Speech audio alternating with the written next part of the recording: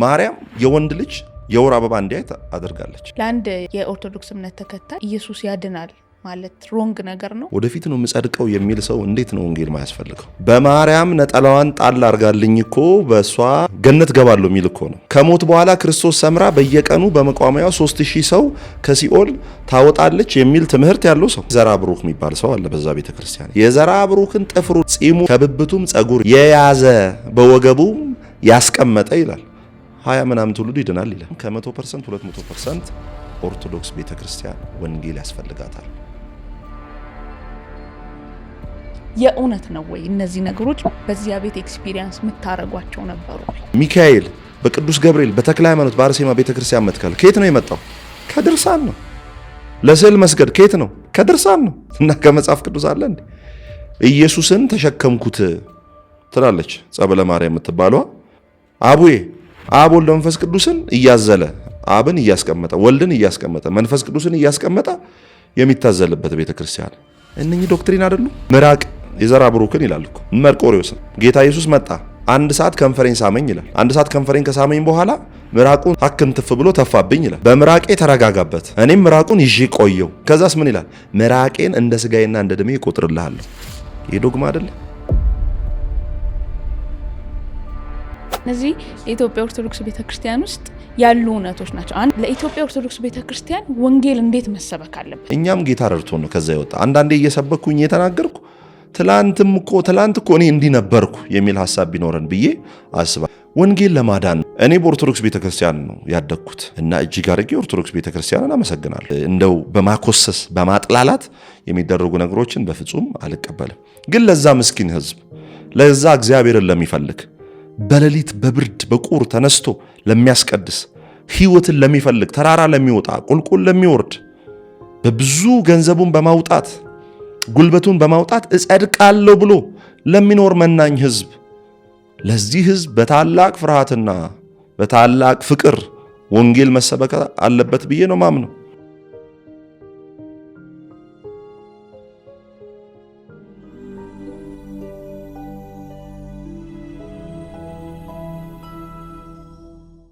ሰላም የተወደዳችሁ የሰማይ ቲዩብ ቤተሰቦቻችን፣ ዛሬ በሌላ ሰማያዊ ሀሳብ በአዲስ እንግዳ ወደ እናንተ መጥቻለሁ። አብራችሁ እንድትቆዩ ጋብዛችኋለሁ። ዛሬ እዚህ ስቱዲዮ የጋበዝኩላችሁ አገልጋይ ቅዱስ ይባላል።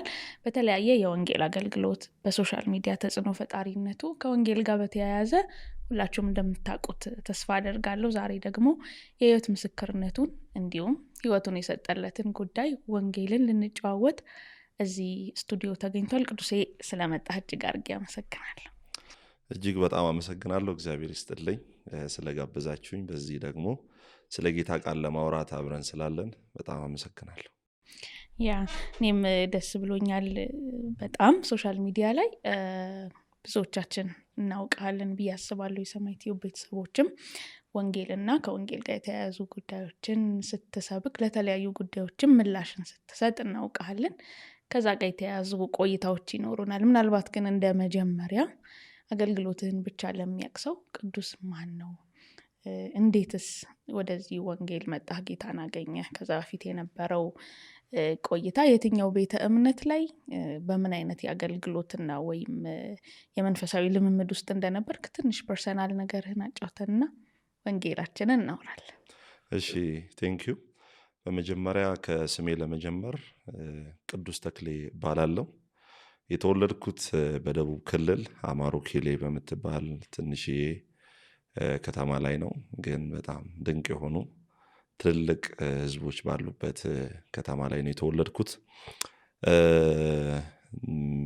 በዛ በተወለድኩበት አካባቢ ላይ ትንሽ እናቴም ቤተክርስቲያን እንዳዘወትር በጣም ተገፋፋኝ ስለነበረ በኢትዮጵያ ኦርቶዶክስ ተዋሕዶ ቤተክርስቲያን ውስጥ ነው ያደግኩት።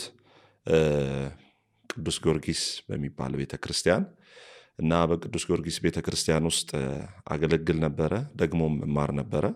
ከልጅነቴ ጀምሮ በኢትዮጵያ ኦርቶዶክስ ተዋሕዶ ቤተክርስቲያን ውስጥ ጌታን ማገልገል፣ በዝማሬ በተለያዩ የልማት ስራዎች ላይ በስብከት በሐዋርያዊ ጉዞ በኢትዮጵያ ኦርቶዶክስ ተዋሕዶ ቤተክርስቲያን ውስጥ ነው ያደግኩትኝ። ጌታን ያገኘሁበትም አጋጣሚ ከዚህ ጋር አብሮ የሚነሳ ከሆነ መቀጠል ይቻላል። አዎ እንግዲህ በኢትዮጵያ ኦርቶዶክስ ተዋሕዶ ቤተክርስቲያን ሳድግ እናቴ ያው በጣም ወደ ቤተክርስቲያን እንዳዘወትር እንዳዘነብል በጣም ትመክረኛለች። ቅዳሜ ዕለት ነጠላዬን ታዘጋጃለች። እሁድ ማለዳ ላይ ለብሼ የሚሄደውን ነጠላ አዘጋጅታ ልብሶቼን አጥባ አዘጋጅታ ከዛ በኋላ ሌሊት ትቀሰቅሰኛለች። ቤተክርስቲያን እንድሄድ እንዳስቀድስ ብዙ ነገሮችን በህይወቴ ላይ መንፈሳዊ ነገር እንዲኖር ጫና ያሳደረችው እናቴ ናት። እናቴን በዚሁ ማመስገን እፈልጋለሁ። ወይዘሮ ሙሉነሽ ትባላለች። እና በዛ በኢትዮጵያ ኦርቶዶክስ ተዋሕዶ ቤተክርስቲያን ውስጥ በማድግበት ጊዜ ጌታን የማገልገል በጣም ሰፊ እና የተነሳሳ ልብና ጉጉት ነበረኝ። ከዛም ከከተማ ውጭ ራቅ ወዳሉ ቀበሌያት በእግር ረጅም ሰዓት መንገድ እንሄድ ነበረ። ለንግስ ከ8 ሰዓት እስከ 9 ሰዓት የሚፈጁ መንገዶችን በእግር እየሄድን ብዙ ተራሮችን እያቋረጥን ሄደን እናገለግላለን። ባንሰብክ እንኳን እዛ ሄደን መዝሙር በማቅረብ ባናቀርብ እንኳን ዝም ብለን እዛ መገኘቱ ራሱ ለእኛ በጣም ደስታን ይፈጠር ስለነበረ ብዙ ዋጋ ከፍለን በነበረን ዕድሜ በደንብ አድርጌ በኦርቶዶክስ ተዋሕዶ ቤተክርስቲያን አገልግያለሁ። በመንፈሳዊም ዘርፍ ደግሞ በልማት ክፍልም ደግሞ ቤተክርስቲያኒቷ ውስጥ በጣም አሻራይም ጭምር አለ። በዛ ብዙ ሰርቻለሁ። ከዛ በኋላ በኢትዮጵያ ኦርቶዶክስ ተዋሕዶ ቤተክርስቲያን ውስጥ በምኖርበት ጊዜ አንዳንዴ በመሃል መውጣት ከቤተክርስቲያን በመሃል መውጣት ከዛ በኋላ ደግሞ መመለስ ይሄ ልጅነት ልብም ስለነበረ ትንሽ አስቸጋሪ ባህሪ ነበረኝ እና ያንን አስቸጋሪ ባህሪ ማቆም እፈልጋለሁ። እናቴም እንዳቆም ትፈልጋለች፣ ግን ማቆም አልችልም። አንዴ ጥሩ ሆንና አንዴ ደግሞ ወደ ውጭ የመውጣት አይነት ነገሮች ነበሩ። ከዛ በኋላ በገጠር እየሄድኩኝ መንገድ ላይ አንዳንዴ ደክመኝና የሚገርምሽ ነገር ብቻዬን አለቅሳለሁ። እኔ እኮ አንተን ለማገልገል ነው ወጥቼ እንደዚህ ዋጋ ምከፍለው፣ አንተ ግን ታያለህ ወይ የሚል ማለት እግዚአብሔርን ሪሊ የመፈለግ ነገር ነበረ። ከዛ መልሶችን ሰጣለሁ፣ የመናፍቃን ጥያቄዎቻቸውና መልሶቻቸው እያልኩ መልስ ሰጥ ነበረ። በጣም ለወንጌል አማኞችም ብዙ አልወድም ነበር። በመንገድም ሳያቸው መንገድ ቀይር ነበረ። ብዙ ሰዎች ካደግኩ በኋላ እንደዚህ ይነግሩኝ ነበረ።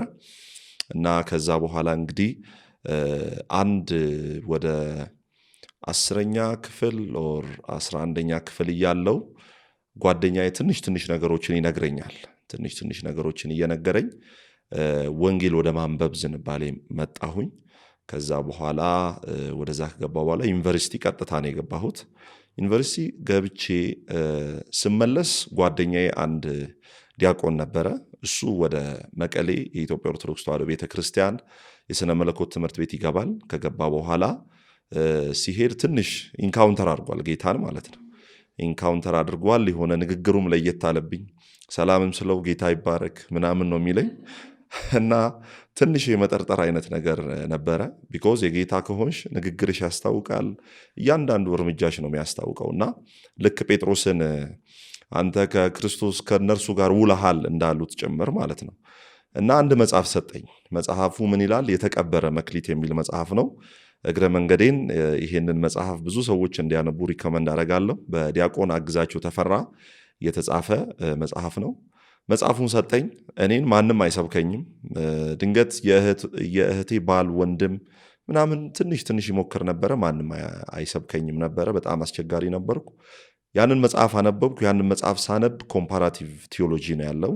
አንዳንዱ ለምሳሌ ለእግዚአብሔር የተሰጡ ግን በቤተ ክርስቲያኒቷ መጽሐፍ ወይም በኢትዮጵያ ኦርቶዶክስ ተዋሕዶ ቤተክርስቲያን ደግሞ ለፍጡር የሚሰጥ፣ ለእግዚአብሔር የተሰጠ ለማርያም የሚሰጡት፣ ለእግዚአብሔር የተሰጠ ለገብርኤል የሚሰጡት፣ ለእግዚአብሔር የተሰጠ ለተክለ ሃይማኖት የሚሰጡት ነገር ነበረ። ይሄ ለምን ይሆናል ብዬ በጣም መጽሐፉን ካነበብኩ በኋላ ጥያቄዎች ነበሩኝ። ጥያቄ ስጠይቅ ማንም ሊመልስልኝ አልቻለም። አባቶችን ጠይቅ ይላሉ። እኔ አባቶች ጋር ነው ሄጄ የምጠይቀው። እነሱም አባቶች ደግሞ አባቶች ጋር ሂድ ይሉኛል። እኔ ደግሞ ወዴት አባቶች ነው መሄደው ከዚህ በላይ አባቶች ምናምን ብዬ ትንሽ ውስጣችን ቁጭት ፈጠረ። ከዛ መጽሐፉ ላይ ያለውን የመጽሐፉን ጸሐፊ ዲያቆን አግዛቸው ጋር ደወልኩ። በስሜት እንዳትወጡ ትንሽ ወንጌል ሰርታችሁ ውጡ የሚል አይነት ነገር ነበረ። የመንፈስ ቅዱስ ኢንካውንተር የለም፣ ግን የሆነ ጭላንጭል የእግዚአብሔር ቃል ጭላንጭል ገብቶኛል። ስጠይቅ ማንም አይመልስም። ስለ ዘላለም ሕይወት ጥያቄ ነበረኝ። ማንም የዘላለም ሕይወት አለኝ ጸድቄያለሁ ድኛለሁ የሚል ሰው የለም። ወደፊት ነው የሚል ሐሳብ ስለነበረ እፈራለሁ፣ እሰጋለሁ። ድንገት ብሞት ወደ ሲኦል ነው የሚሄደው፣ የእግዚአብሔር መንግሥት ወራሽ አይደለሁም የሚል በጣም ብዙ ፍራቻዎች ነበሩኝ። ከዛ የተነሳ እርግጠኛ ሆኜ አይደለም ማገለግለው፣ በመውጣት በመግባቴም እርግጠኛ አልነበርኩም። ከዛ በኋላ እንግዲህ አንድ ትልቅ ጉባኤ ያዘጋጀን። ጉባኤው ምንድን ነው? የወንጌል ጉባኤ ነው የተዘጋጀው። በዛ ጉባኤ ላይ ትላልቅ አገልጋዮች መጥተው ነበረ። ወንድም በጋሻው፣ ሌሎችም በጣም የተወደደ ወንድም ያሬድ ዮሐንስ፣ ዘመናዊ ጎሳዬ የምትባል እህታችን፣ መስፍን የሚባል ዘማሪም ነበረ መጡ። ከዛ እኛ ለካ እኛ አናውቅም። ኦልሬዲ ግን በጋሻው መምህር በጋሻው ኦልሬዲ በኢንካውንተር አድርጓል፣ ጌታን ኢንካውንተር አድርጓል። በቤቱ እየጸለየ ያለ ሰው ነው። እኛ ኦርቶዶክስ ብለን የጠራ ነው ስንጠራ። ከዛ አስታውሳለሁ ቤት እንደዚህ እኛ ቤት ነው ሲመጡ አገልጋዮች የሚያርፉት። የኛ ቤት ለቤተ ክርስቲያኑም ቅርብ ነው፣ ትንሽ ተለቅም ስለሚል ቤቱ ይመቻል ለማረፍና እኛ ሐሳባችን ምንድነው? እኛን የገባን ነገር ለትውልዱ ወይም ለሕዝቡ እንዲገባው ያቺ ያነበብኳት ነገር አለች፣ ያዳበርኩት ነገር። ከዛ ይሄን ጥያቄ ብዙዎቹ ላይ ወጣቶች ላይ ፈጥረን ከዛ በኋላ ወደ ወንጌል እውነት መምጣት አለባቸው የሚል ሐሳብ ነው ያለን ከወንድሜ ከዲያቆኑ ጋር ሆነን ማለት ነው። ከዛ በኋላ እኛ የምናወራ ምንድነው? ኦርቶዶክስን ስለማደስ ነው የምናወራው፣ በጌታ ስለመሆን ሳይሆን የቀደመችቱን ኦርቶዶክስ መሆን ማደስ የሚል ሐሳብ ነው። ከዛ አስታውሳለሁ እኛ ገና እንደዚህ እያወራን ንግግራችንን አቋረጡን የመጡ አገልጋዮች። ከዛ በኋላ ተንበርክኩ አሉን፣ ተንበረከክን፣ ስለ ጌታ ነገሩን። ተነካው፣ በጣም አለቀስኩኝ። እንደዚህ አይነት ወንጌል በህይወት ዘመኔ ሰምቼ አላውቅም። ክርስቶስ እንደዚህ ሲሰበክ ሰምቼ አላውቅም ነበረ። እጃችንን ከፍ አድርገናል፣ አይናችንን ጨፍነናል። ምን አይነት ጸሎት ነው ብለን እኛ በጣም ተደንቀን ተገርመን ነበረ። እጃቸውን ጫኑብን። እነሱ አሁን ሰው ጌታ ኢየሱስን እንደ ግል አዳኝ አድርጎ ሲቀበል የሚጠየቁን ጥያቄ ጠየቁን፣ እሱን አልን። ከዛ በኋላ ራሴን ወድቄ ነው ያገኘሁት። በጣም ከባድ የሆነ የመንፈስ ቅዱስ ኢንካውንተር ነበረ። መንፈስ ቅዱስ በጣም ነው ያገኘኝ። አለቅሳለሁ። ክርስቶስ ኢየሱስን መስቀሉን ማለት ነው፣ ልክ ከመስቀሉ እንደዚህ ደም ሲንጠባጠብ ፍሬሽ የሆነ ማለት ነው፣ ያንን ራእይ ያየው በወደኩ ሰዓት ጌታ ኢየሱስ እንዳገኘኝ የዛኔ በጣም እርግጠኛ ሆንኩ። ሰውነቴ እንቀጠቀጥ ነበረ። የሆነ አዲስ የሆነ እረፍት፣ ሰላም የሆነ ሸክም እንደተራገፈለት ሰው በጣም ደስ የሚል ሞመንት ነበረ ጌታን ያገኘሁበት ሞመንት። በመጽሐፍ ተጀምሮ ከዛ ደግሞ በአገልጋዮች ጋር በማውራት ሞር ክርስቶስን ገለጡልኝ። መንፈስ ቅዱስም የዛን ጊዜ አገኘኝ። ማንም የማይመልስልኝን ጥያቄ ራሱ መንፈስ ቅዱስ ቃሉን እያነበብኩ መለሰልኝ። ለነዛም አገልጋዮች ትልቅ ክብርና ምስጋና አለኝ። ይሄ ነው ባጭሩ። ካሰፋው በጣም ይሰፋል። አይ ተመስጬ ያለው እኔ ራሴ። ጉባኤው ግን ተካሄደ? አዎ ጉባኤው ተካሄደ። በጣም ሰፊ ጉባኤ ነው። ምንድን ነው የተለመደው? እዛ አገልጋዮች ሲመጡ ከቃለ ሕይወት ምናምን ቤተክርስቲያን ጫፍ ላይ ይገባሉ። ቤተክርስቲያን እዛ ኦርቶዶክስ ቤተክርስቲያን ደብረ ምሕረት ቅዱስ ጊዮርጊስ ቤተክርስቲያን ነው። ይገቡና ወንጌል አማኞች ይቀመጣሉ ከታች። እኛ ፕራውድ እናደርጋለን። ጴንጤዎች የኛን ወንጌል ሊሰሙ መጡ፣ ኦርቶዶክስ ሊሆኑ መጡ ምናምን እንላለን ማለት ነው። ለካ እነሱ እኛ ማንሰብካቸው ከዚህ ግን የሚሄዱ የሚሰብኳቸው ወንጌል አለ። ስለዚህ ጴንጤዎቹ ገብተዋል። እኔም በጣም ደስ ብሎኛል። የሚገርምሽ ኢንካውንተሩ እንዳገኘኝ አገልጋዮች መሀል ላይ እያገለገሉ ይረባቸዋል። ሲረባቸው ረጅም ሰዓት ስለሆነ የሚያገለግሉት ከጀርባ ትንሽ ጁስም ምግብ ምናምን እናስቀምጣለን። ምግቡ መቀመጥ ያለበት 40 ክንድ ርቆ ነው ከመቅደስ ማለት ነው። እኔ ኢንካውንተሩ አግኝቶኛል። ኢንካውንተሩ እንዳገኘኝ ረስቼዋለሁ። የቤተ ክርስቲያኑን ስርዓት ምኑም ሁሉን ነገር ረስቻለሁ። ምግብ ይዤ ለአገልጋዮች ቀጥታ ወደ መድረኩ ይሄዳለሁ ማለት ነው። ጠፍቶብኛል ያ ስርዓት ምናምን የሚባለው ነገር። ከዛ ጓደኛዬ እጁን እንደዚህ ያደርጋል። ምንድን ነው ምግብ ይዛ አትምጣ ወደዚህ ምናምን ብሎ ይጮሃል ጓደኛዬ።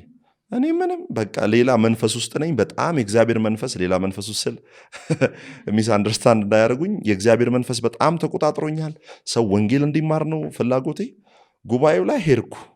ምግብ ይዤ በዚህ ጋር አይሆንም ብለውኝ በጣም ጮህብኝ። ጓደኛዬ እንዳይታወቅብን ያለን ሙቭመንት እንዳይታወቅ ተብሎ በጓሮ የሄድኩበት ሞመንት አስታውሳለሁ። ጉባኤው በጣም ተካሄደ፣ ወንጌል በጣም ተሰበከ አስታውሳለሁ። ኢየሱስ ጌታ ነው ያልኩት የዛን ቀን ነው። ምክንያቱም አገልጋዩ ምን ይል ነበረ? 7 ጊዜ ኢየሱስ ጌታ ነው በሉ ይል ነበር እና ለ3000 ዓመት አንደበት ላይ የቆመ ኢየሱስ ጌታ ነው እንዳትል ያደረገ መንፈስ አለ። እሱን ዛሬ እንመታዋለን። በጣም ንግግሩ ኃያል ነው። የሆነ መንፈስ ይነካኛል። ሰውን ነው ማየው እኔ ከራሴ በላይ። ሰው ኢየሱስ ጌታ ነው ስል እምባ በጣም ያንቀኝ ነበረ። ከዛ ከታች አስታውሳለሁ ጴንጤዎች ገብተው ጥግ ጥግ ቁጭ ይላሉ። አንዱ አምልጦት ልሳን ሲያወራ ነበር እና አስቁመነዋል። እና በጣም ሰው የተነካበት ቄሶቹ ጭምር፣ ሰበካ ጉባኤ፣ ህንፃ አሰሪ ኮሚቴዎች እኛ ቤት እንደተሰብስበን ቁጭ ብለን በጣም ወንጌል ሲነገራችሁ ረጅም ሰዓት ይሰሙ ነበር። እጅ ለእጅ ተያይዘን ጸልየናል። ኦርቶዶክስ ሆነን ይህን አሁን ዊ ነቨር ዲድ ቢፎር እና በጣም በጣም በጣም ደስ የሚል ጉባኤ፣ ብዙ ሰዎች ጌታን የተረዱበት። ከሁሉ በላይ ግን እርግጠኛ ሆኜ የምናገረው ያንን ጉባኤ እግዚአብሔር ለእኔ ነው ያደረገው ብዬ ያመንኩበት፣ እኔን የጠራበት የኔ ደማስቆ ቅዱስ ጊዮርጊስ ቤተክርስቲያን ነው። ከዛ በኋላ ቀጥታ ያን ፕሮግራም አድርገን ብዙ ደህንነቶች ይፈልጉን ነበረ። ምንድነው ከጳጳስ እውቅና ውጪ ነው የተደረገ ተብሎ በጣም ብዙ ችግሮች ነበሩ። እኛ ለመታሰር ብዙ ነገሮች ነበሩ። ከዛ በኋላ ከነርሱ ጋር ከዛ ሀገር አብሬ ጉባኤው እሁድ ማታ አለቀ። ሰኞ ጠዋት ወጣው፣ ጌታን አገኘው። በዛው ወደ ዲላ ገባው። አገልግሎቴም በዛው ቀጠለ። ዲላም ገብቼ ትልቅ ኢንካውንተር ነበረኝ የመንፈስ ቅዱስ። ይሄ ነው ያለው። እግዚአብሔር ይመስገን። ይሄ ልዩነት ምን ነበር የነበረው? ሂደቶቹን ቀጥለን እናነሳዋለን። ግን የነካ ያገኘ ከዛ በፊት ያልተለማመድከው እንደነገርከን ታገለግላለህ፣ ጉዞዎችን ታደርጋለህ፣ ታነባለህ ምናልባት ደግሞ እና ልዩነት አደረገ የምትለው ወንጌል የምንለው ወይ ያ ነገር ከዛ ጊዜ በኋላ የተከተልከው ወንጌል ምንድን ነው? የመጀመሪያው እኔ በጣም ትልቅ አድርጌ አሁን አንዳንዴ ስለ ማርያም ጠይቄ አይደለም የወጣሁትኝ። ስለነ ሚካኤል፣ ስለነ ገብርኤል፣ ስለ ቅዱሳን መላእክትም ጻድቃን ሰማዕታት ስለሚባሉ አካላት ስለ እነርሱ አይደለም ዋናው ጥያቄ ስለ ዘላለም ሕይወት ነበር። የዘላለም ሕይወት እንዳለኝ እንዲሰማኝ እፈልጋለሁ። ፊል ማድረግ እፈልጋለሁ። የዘላለም ሕይወት አለኝ ወይ ኮንቪክሽን፣ እርግጠኝነት እፈልጋለሁ። ያን ማንም ደፍሮ የዘላለም ሕይወት አሁን አለኝ፣ ድኛለሁ፣ ጸድቄያለሁ፣ የእግዚአብሔር መንግስት ወራሽ ነኝ የሚል የለም። ምንድን ነበረ የሚባለው? በመልካም ስራ ነው የምንጸድቀው የሚል ሐሳብ ነበር። መልካም ስራ ተብሎ ደግሞ ሳይ ትምህርቱ የአውደ ምሕረቱ ትምህርት ሌላ ነው፣ የኛ ሕይወት ሌላ ነው። መልካም ስራ በቤተ ክርስቲያኒቷም እንደሚባለው በሐልዮ፣ በነቢብ፣ በገቢር ይባላል። በማሰብ፣ በመናገር፣ በማድረግ። ስለዚህ ሰው በመልካም ስራ የሚጸድቅ ከሆነ ኃጢአት በአካል ባናደርግ በሐሳብ እናስባለን። በሐሳብ እንኳን በአካል ባናደርግ በንግግር እንኳን ሰው እናስቀይማለን። ስለዚህ በመልካም ስራ የምጸድቅ ከሆነ እያንዳንዱ የህይወቴ ምዕራፍ ውስጥ ወይም የህይወቴ ዱካ ውስጥ ኃጢአት ሊኖር አይገባም የሚል ሐሳብ ነበረኝ። ስለዚህ የሆነ ኃጢአት ኮሚት ሳደርግ ቁጭት ውስጥ ይፈጠራል። ለምን? በፍጹም መልካም ልሆን እፈልጋለሁ። 2 ቀን ስጾም በእግዚአብሔር ፊት መልካም ያደረኩ ይመስለኛል። 3ኛ ቀን ደግሞ በሆነ ድካም ወድቃለሁ። ስለዚህ ደህንነቴን ለማረጋገጥ በጣም ብዙ ፍርሃቶች ነበሩብኝ። አይተሻል፣ ሰው ኃጢአት የማይሰራበት ቀን የለም። ሰው ኃጢአት የማይሰራበት ቀን ከሌለ እንዴት ነው በመልካም ስራ እግዚአብሔርን ሰርፕራይዝ ሊያደርግ የሚችለው? ሳትስፋይ ሊያደርግ የሚችለው ሊያረካ የሚችለው እንዴት ነው? ምክንያቱም ያዕቆብ ሲናገር እንዲህ ይላል፣ በሕግ ሁሉን ጠብቆ በአንዲቱ የሚጎድል በሁሉ ይጎላል አለ። ስለዚህ ባናመነዝር ልንሰርቅ እንችላለን። በአካል ባናመነዝር በሐሳብ ልንመኝ እንችላለን። ልክ በጌታ በኢየሱስ ክርስቶስ አጠገብ የነበረው ሰው ታዲያ ማን ሊጸድቅ ይችላል እንዳለው ጌታ ኢየሱስ ምን አለ? ታዲያ ማን ሊድን ይችላል ሲል ጌታ ኢየሱስ ለሰው የማይቻል ለእግዚአብሔር ይቻላል።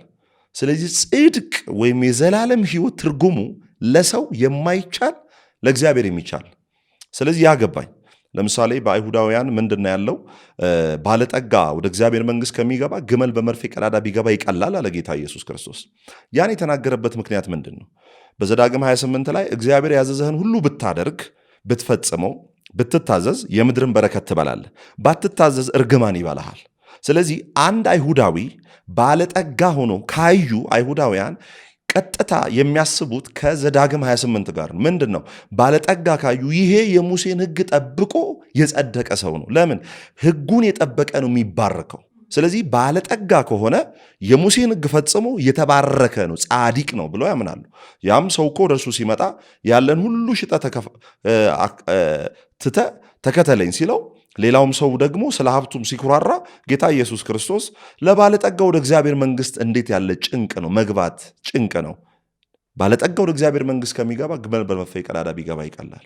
እኔ ድሮ ሕፃን እያለሁ ሀብታም እግዚአብሔር መንግሥት አይገባም ብዬ ነበር ማስበው። የዚህ መጽሐፍ ቅዱስ ክፍል ሐሳብ ግን ምንድን ነው? በራሴ የሙሴን ሕግ ጠብቄ ፈጽሜ እጸድቃለሁ፣ የእግዚአብሔር ጽድቅ አያስፈልገኝም የሚል ባለጠጋ ከሚጸድቅ፣ በራሴ ሥራ እጸድቃለሁ የሚል ከምጸድቅ ግመል በመርፌ ቀዳዳ ቢገባ ይቀላል የሚል ሐሳብ ነው። ስለዚህ እዛ የነበረው መሰረታዊ ሐሳብ ምንድን ነው? ሁሉም በመልካም ሥራ እንጸድቃለን ይላሉ፣ ከእግዚአብሔር ጽድቅ ጎለዋል።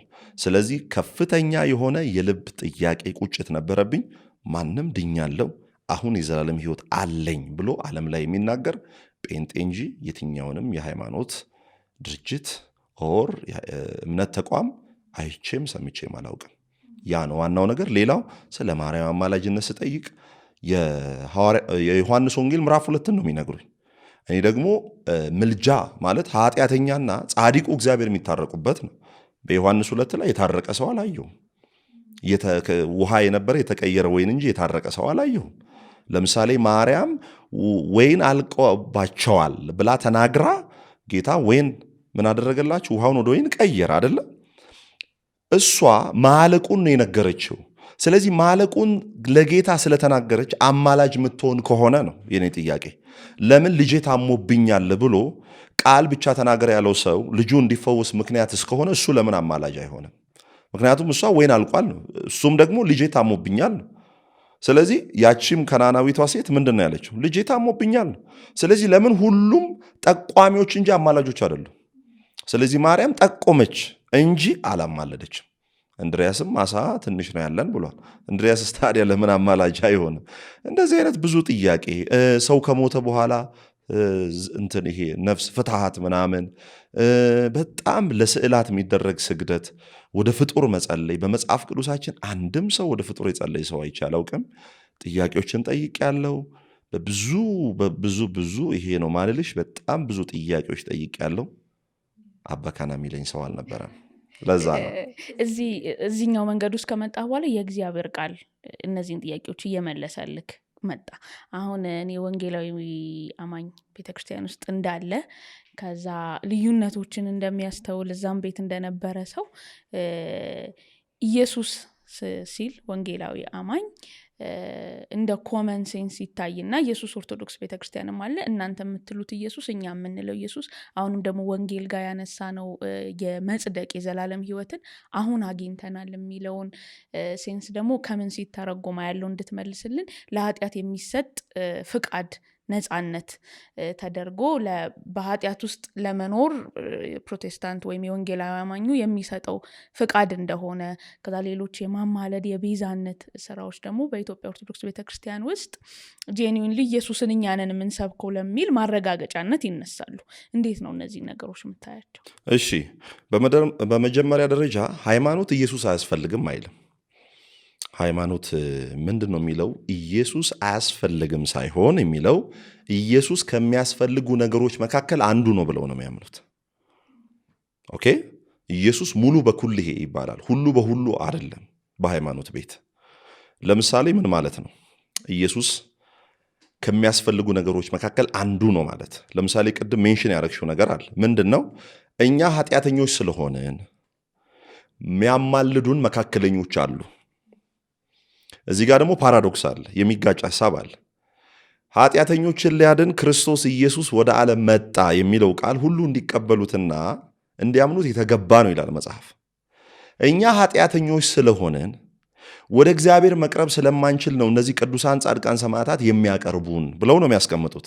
እግዚአብሔር ደግሞ እንኳን ሌሎችን መካከለኛ ላደርግ የገዛ ልጄን ኃጢአተኛ አድርጌ ለዛውም ኃጢአት የሚባለው ነገር ሃማርቲያ የሚባለው ግሪኩ ሃማርቲያ የሚባለው ኢየሱስን በሁለተኛ ቆሮንቶስ ምዕራፍ 5 ቁጥር 21 ላይ ኢየሱስ ክርስቶስን ስለ እኛ ኃጢአት አድርጎ እኛ በክርስቶስ ኢየሱስ ስናምን እግዚአብሔር በክርስቶስ ኢየሱስ ሥራ ሊቀበለን ነው የወሰነው።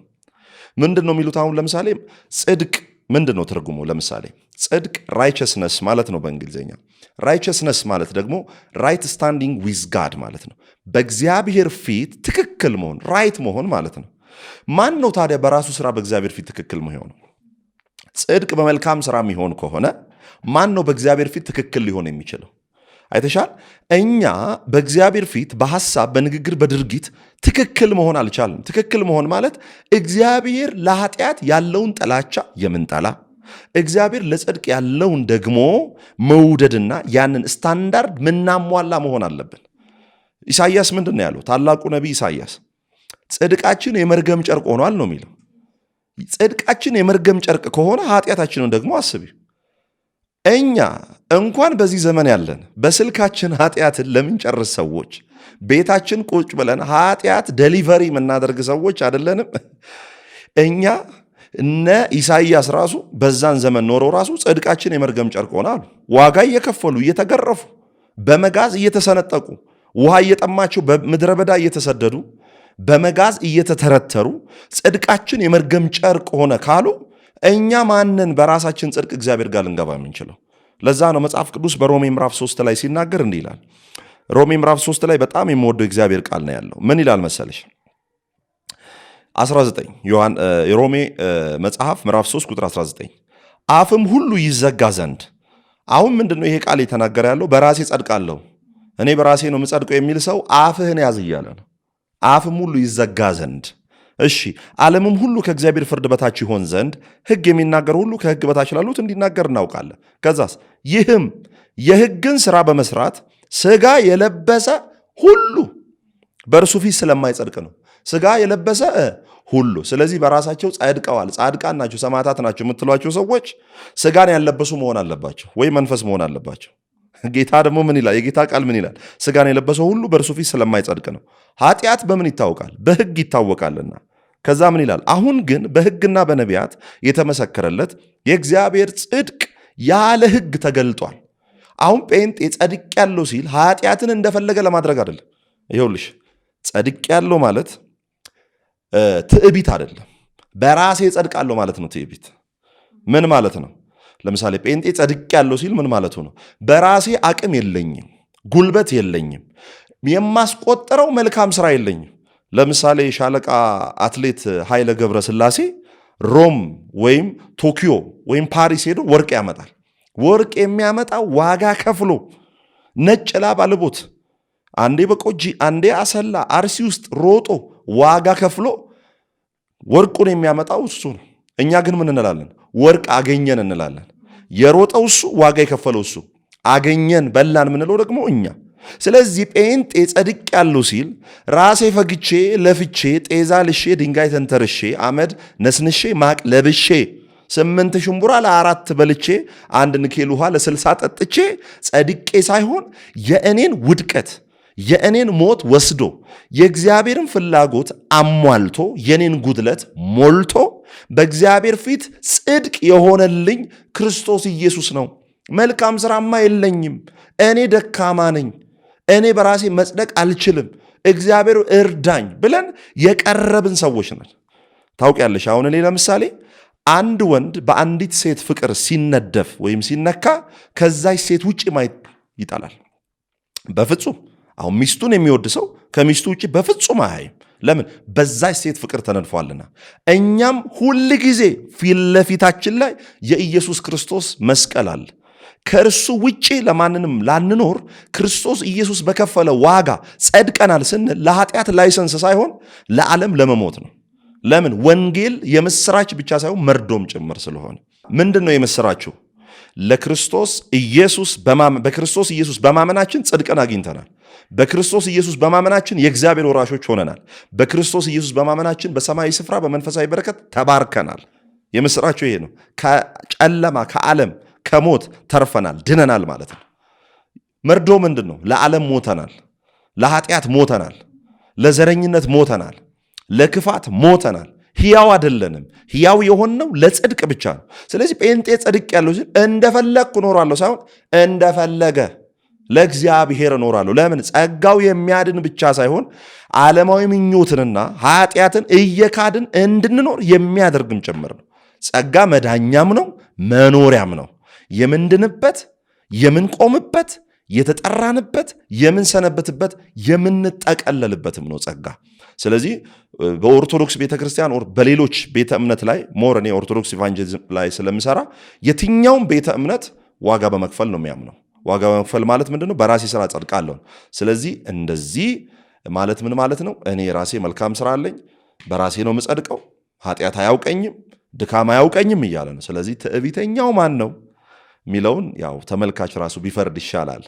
ስለዚህ ጸድቅ ያለው በኢየሱስ የሚለው ሃምብል ነው። ለምን ሲባል የመጨረሻ አንድ ማነሳው ጥቅስ አንደኛ ቆሮንቶስ ምዕራፍ 1 ቁጥር 30 የሚመካ በእግዚአብሔር ይመካ ተብሎ ተጽፏልና ከእግዚአብሔር ዘንድ ጽድቃችን፣ ጥበባችን፣ ቅድስናችን፣ ቤዛችን በተደረገልን በክርስቶስ ኢየሱስ።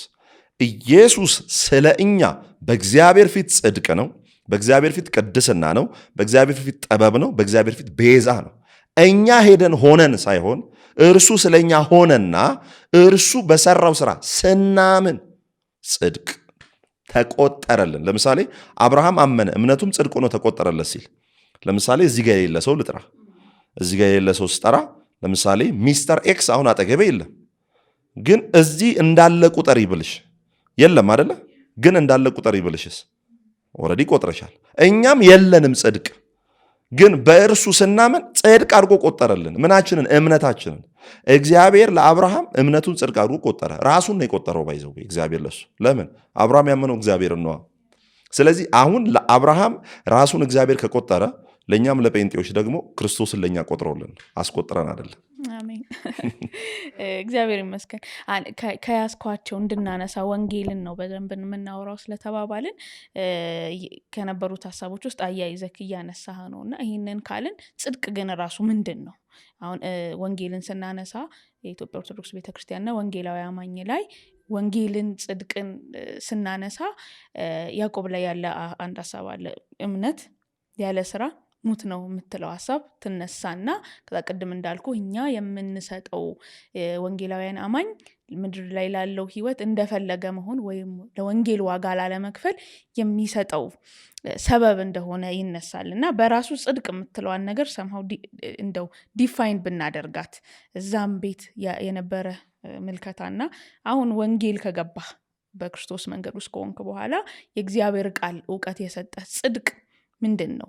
ከዛ ያዕቆብ ላይ ያለው ሀሳብ እምነት ያለ ስራ ሙት ነው የሚለው ነገር አሁን ከወንጌል ጋር እያይዘን ሰው እየሰራ ይዳን ብለን የምንጠቅሰው ጥቅስስ ነው ወይ? ቴንክ ዩ። የመጀመሪያው ጽድቅ ማለት ቅድም እንደነገርኩሽ በእግዚአብሔር ፊት ትክክል መሆን ነው። እንደምታውቂው ቅድም መጽሐፍ ቅዱስም ሮሜ ምዕራፍ 3 ላይ እንዳነበብ ነው ምንድን ነው የሚለው? ስጋን የለበሰ ሁሉ የእግዚአብሔር ክብር ጎሎታል። የእግዚአብሔር ክብር ደግሞ እንደምታውቂው አዳም በእግዚአብሔር ፊት በጽድቅ በቅድስና ይኖር ነበረ። እግዚአብሔር ሊለየው ዓላማ ይኖር ነበረ። ከኃጢአት እንጀምር እስቲ። ለምሳሌ ኃጢአት ማለት የግሪኩ ቃል ሃማርቲያ የሚል ቃል ያነሳል። ሃማርቲያ ማለት ደግሞ ሚሲንግ ዘ ኦሪጂናል ማርክ ማለት ነው፣ ወይም ሚሲንግ ዘ ኦሪጂናል አይደንቲቲ ማለት ነው። ትክክለኛውንና እውነተኛውን ማንነት እግዚአብሔር እንድንኖር የሰጠንን ማንነት ሉዝ ማድረግ ወይም መሳት ማለት ነው። ለምሳሌ የመጀመሪያ ኃጢአት የተጀመረው በመንፈሳዊ ዓለም ነው። ሕዝቅኤል 28ና ኢሳይያስ 14 ላይ እንደምናነበው ማለት ነው። ለምሳሌ በልቡ ኮራ። ምንድን ነበር እሱ? መልአክ ነበረ። ሊጋርድ የተቀባ ኪሩብ ነበረ። አይተሻል? ኃጢአት ማለት ምን ማለት ነው? እግዚአብሔር ካየን ነገር ውጭ ራሳችንን ማየት ወይም መሄድ ማለት ነው። እግዚአብሔር ካበጀልን መንገድ ውጭ መሄድ። የተበጀለት መንገድ ምንድን ነው? መጋረጃን መጋረድ ነው። እሱ ግን ለራሱ ሌላ መንገድ አበጀ። ምን አለ? በልዑል እመሰላለሁ አለ። ስለዚህ ምንድን ነው? ኃጢአት ሆነበት። አዳምም ጋር ይዞት መጣ ያንን ኃጢአት። የሰይጣንና የአዳም ልዩነቱ ምንድን ነው? ሰይጣን ከራሱ ያመነጨው ሐሳብ ነው። ኦኬ፣ ከራሱ ውሸትን ይናገራል ነው የሚለው። አዳም ደግሞ ከራሱ የመጣ ሳይሆን በዲሴፕሽን ወይም በማሳሳት ይሄ በማታለል በማባበል ከእርሱ የመጣ ነው። እዛ ጋር የሰራውን ኃጢአት አዳም ጋር መጥቶ የደገመው ምንድን ነው? እርሱ መጋረጃን የሚቀባ ኪሩብ ሆኖ በልዑል እመሰላለሁ አለ። አዳምን መጣና ደግሞ ሰው እኮ ነው አዳም፣ እንደ እግዚአብሔር መሆን ትችላለህ። ስለዚህ በአጭር ቃል ምን እያለ ነው? እግዚአብሔርነት ይጀመራል እያለው ነው። ሰው ደግሞ እግዚአብሔር አይሆንም፣ እግዚአብሔር ነው ሰው የሚሆነው። ስለዚህ አዳምም ሰይጣንም ካየሽ ማንነትን መሳት ወይም እግዚአብሔር ካስቀመጠላቸው ነገር ውጪ መኖርን ነው የመረጡት። ስለዚህ አሁን ኃጢአት የሚባለው ነገር እግዚአብሔር ካበጀልህ ነገር ውጪ መሄድ ነው። ወደዛ መንገድ የምንመጣው ደግሞ መጽሐፍ ቅዱስ አስቀድሞ ተናግሯል። በዘፍጥረት 3 ላይ ምንድን ነው? ከዘርሽ የሚወለደው የዲያብሎስን ራሱን ይቀጠቅጣል። ራሱ ምንድን ነው? ሐሳቡ ነው፣ ስራው ነው። ያንን ስራውን እኮ ሲናገር መጽሐፍ ቅዱስ ምን ይላል? የእግዚአብሔር ልጅ የዲያብሎስን ስራ እንዲያፈርስ ተገለጠ። የዲያብሎስ ስራ ምንድን ነው? ኃጢአት ነው። ኃጢአት ምንድን ነው? ከነበርንበት ሌላ ቦታ አስቀምጦናል። ከዚህ ካለንበት በራሳችን መመለስ አንችልም። በራሱ መመለስ ቢችል ኖሮ አዳም በተመለሰ ነበረ። ግን ወንጌልን አስቀድሞ ለማን ሰበከ? ለአዳም ሰበከው ጌታ እግዚአብሔር። ምን አለው? ቆዳን አለበሰው። የእርሱ እርጥብ ምን ነበረ? ቅጠል ነበረ። ቅጠል 24 ሰዓት ፀሐይ ሲነካው የሚጠወልግ ነው። የራስ ጽድቅ፣ የራስ ጥረት ነው። አይተሻል? አሁን እግዚአብሔር ደግሞ ቆዳን አለበሰው። ከዛስ በኋላ ከአንቺ የሚወለደው ከሴቲቷ የሚወለደው የዲያብሎስን ምን ያደርገዋል አለ? ራሱን ይቀጠቅጠዋል አለ። ስለዚህ የዲያብሎስ ራስ ተቀጥቅጦ ከወደቅንበት ስፍራ ወደ ነበርንበት ስፍራ የምንመለሰው በዘሩ ነው እንጂ በራሳችን አይደለም። ስለዚህ ወንጌል ሲባል ጽድቅ ሲባል ወድቀናል ከእግዚአብሔር ክብር ወደ እግዚአብሔር ክብር የሚያወጣን ማንም የለም። አየ መድኃኒትን የሚያመጣ መድኃኒት የሚሆን ማንም ባላየ ጊዜ ኢየሱስ ሰው ሲያጣ ሰው ሆኖ የመጣበት ወንጌል ማንም በእግዚአብሔር ፊት እግዚአብሔር ሊያስደስተው የሚችል የለም። ኢየሱስ ብቻ እግዚአብሔርን አስደስቶት፣ ኢየሱስ እግዚአብሔርን መፍራቱ፣ ኢየሱስ ለእግዚአብሔር መታዘዙ፣ ባለመታዘዝ የመጣውን ኃጢአት በመታዘዝ ጽድቅ ባደረገው በእርሱ ስናምን የእግዚአብሔር ጽድቅ ሆኖ ይቆጠርልናል። ኦኬ። አንዳንድ ሰው አሁን ለምሳሌ ያዕቆብ የሚያነሱት ሐሳብ አለ፣ እሱ ላይ ማወራለሁ። ለምሳሌ በእምነት ጸደቅኩ ሲባል ሰው በጣም ቀላል ነገር አድርጎ ያስባል። ለምን? ወንጌል ትርጉሙ ኢቫንጌሊዮን ማለት የምስራች። ምን አይነት የምስራች? ለማመን የሚከብድ ነገር ግን እርግጥ የሆነ ዜና ማለት ነው። ለዛ ነው የሚከብዳቸው። በማመን ትጸድቃል። እንዴት ሆኖ? ሳልለፋ፣ ሳልጥር፣ ሳልግር፣ ተራራ ሳልወጣ፣ ቁልቁለት ሳልወርድ፣ እግሬ ሳይሰነጠቅ፣ ጫማዬ ሳያልቅ፣ ኮንጎ ጫማዬ እንትን አልቆ እንደዚህ ቀዳዳ ሰርቶ ምናምን ዋጋ ከፍዬ ሳልራብ፣ ፀጉሬ እንትን ሳይቀምል ምናምን እንዴት ነው ምንድነው ይላል። ለምን? ለእግዚአብሔር መደገፍ የሚፈልግ ነው። ባይዘው ህዝቡን መደገፍ ትቶ እግዚአብሔርን ሊደግፍ የሚል ባይዘው ታውቂያለሽ። ለምሳሌ እኛ ሀገር ላይ አንድ ሶፍትዌር ኢንጂነር እና አንድ የቀን ሰራተኛ እኩል አይወደድም።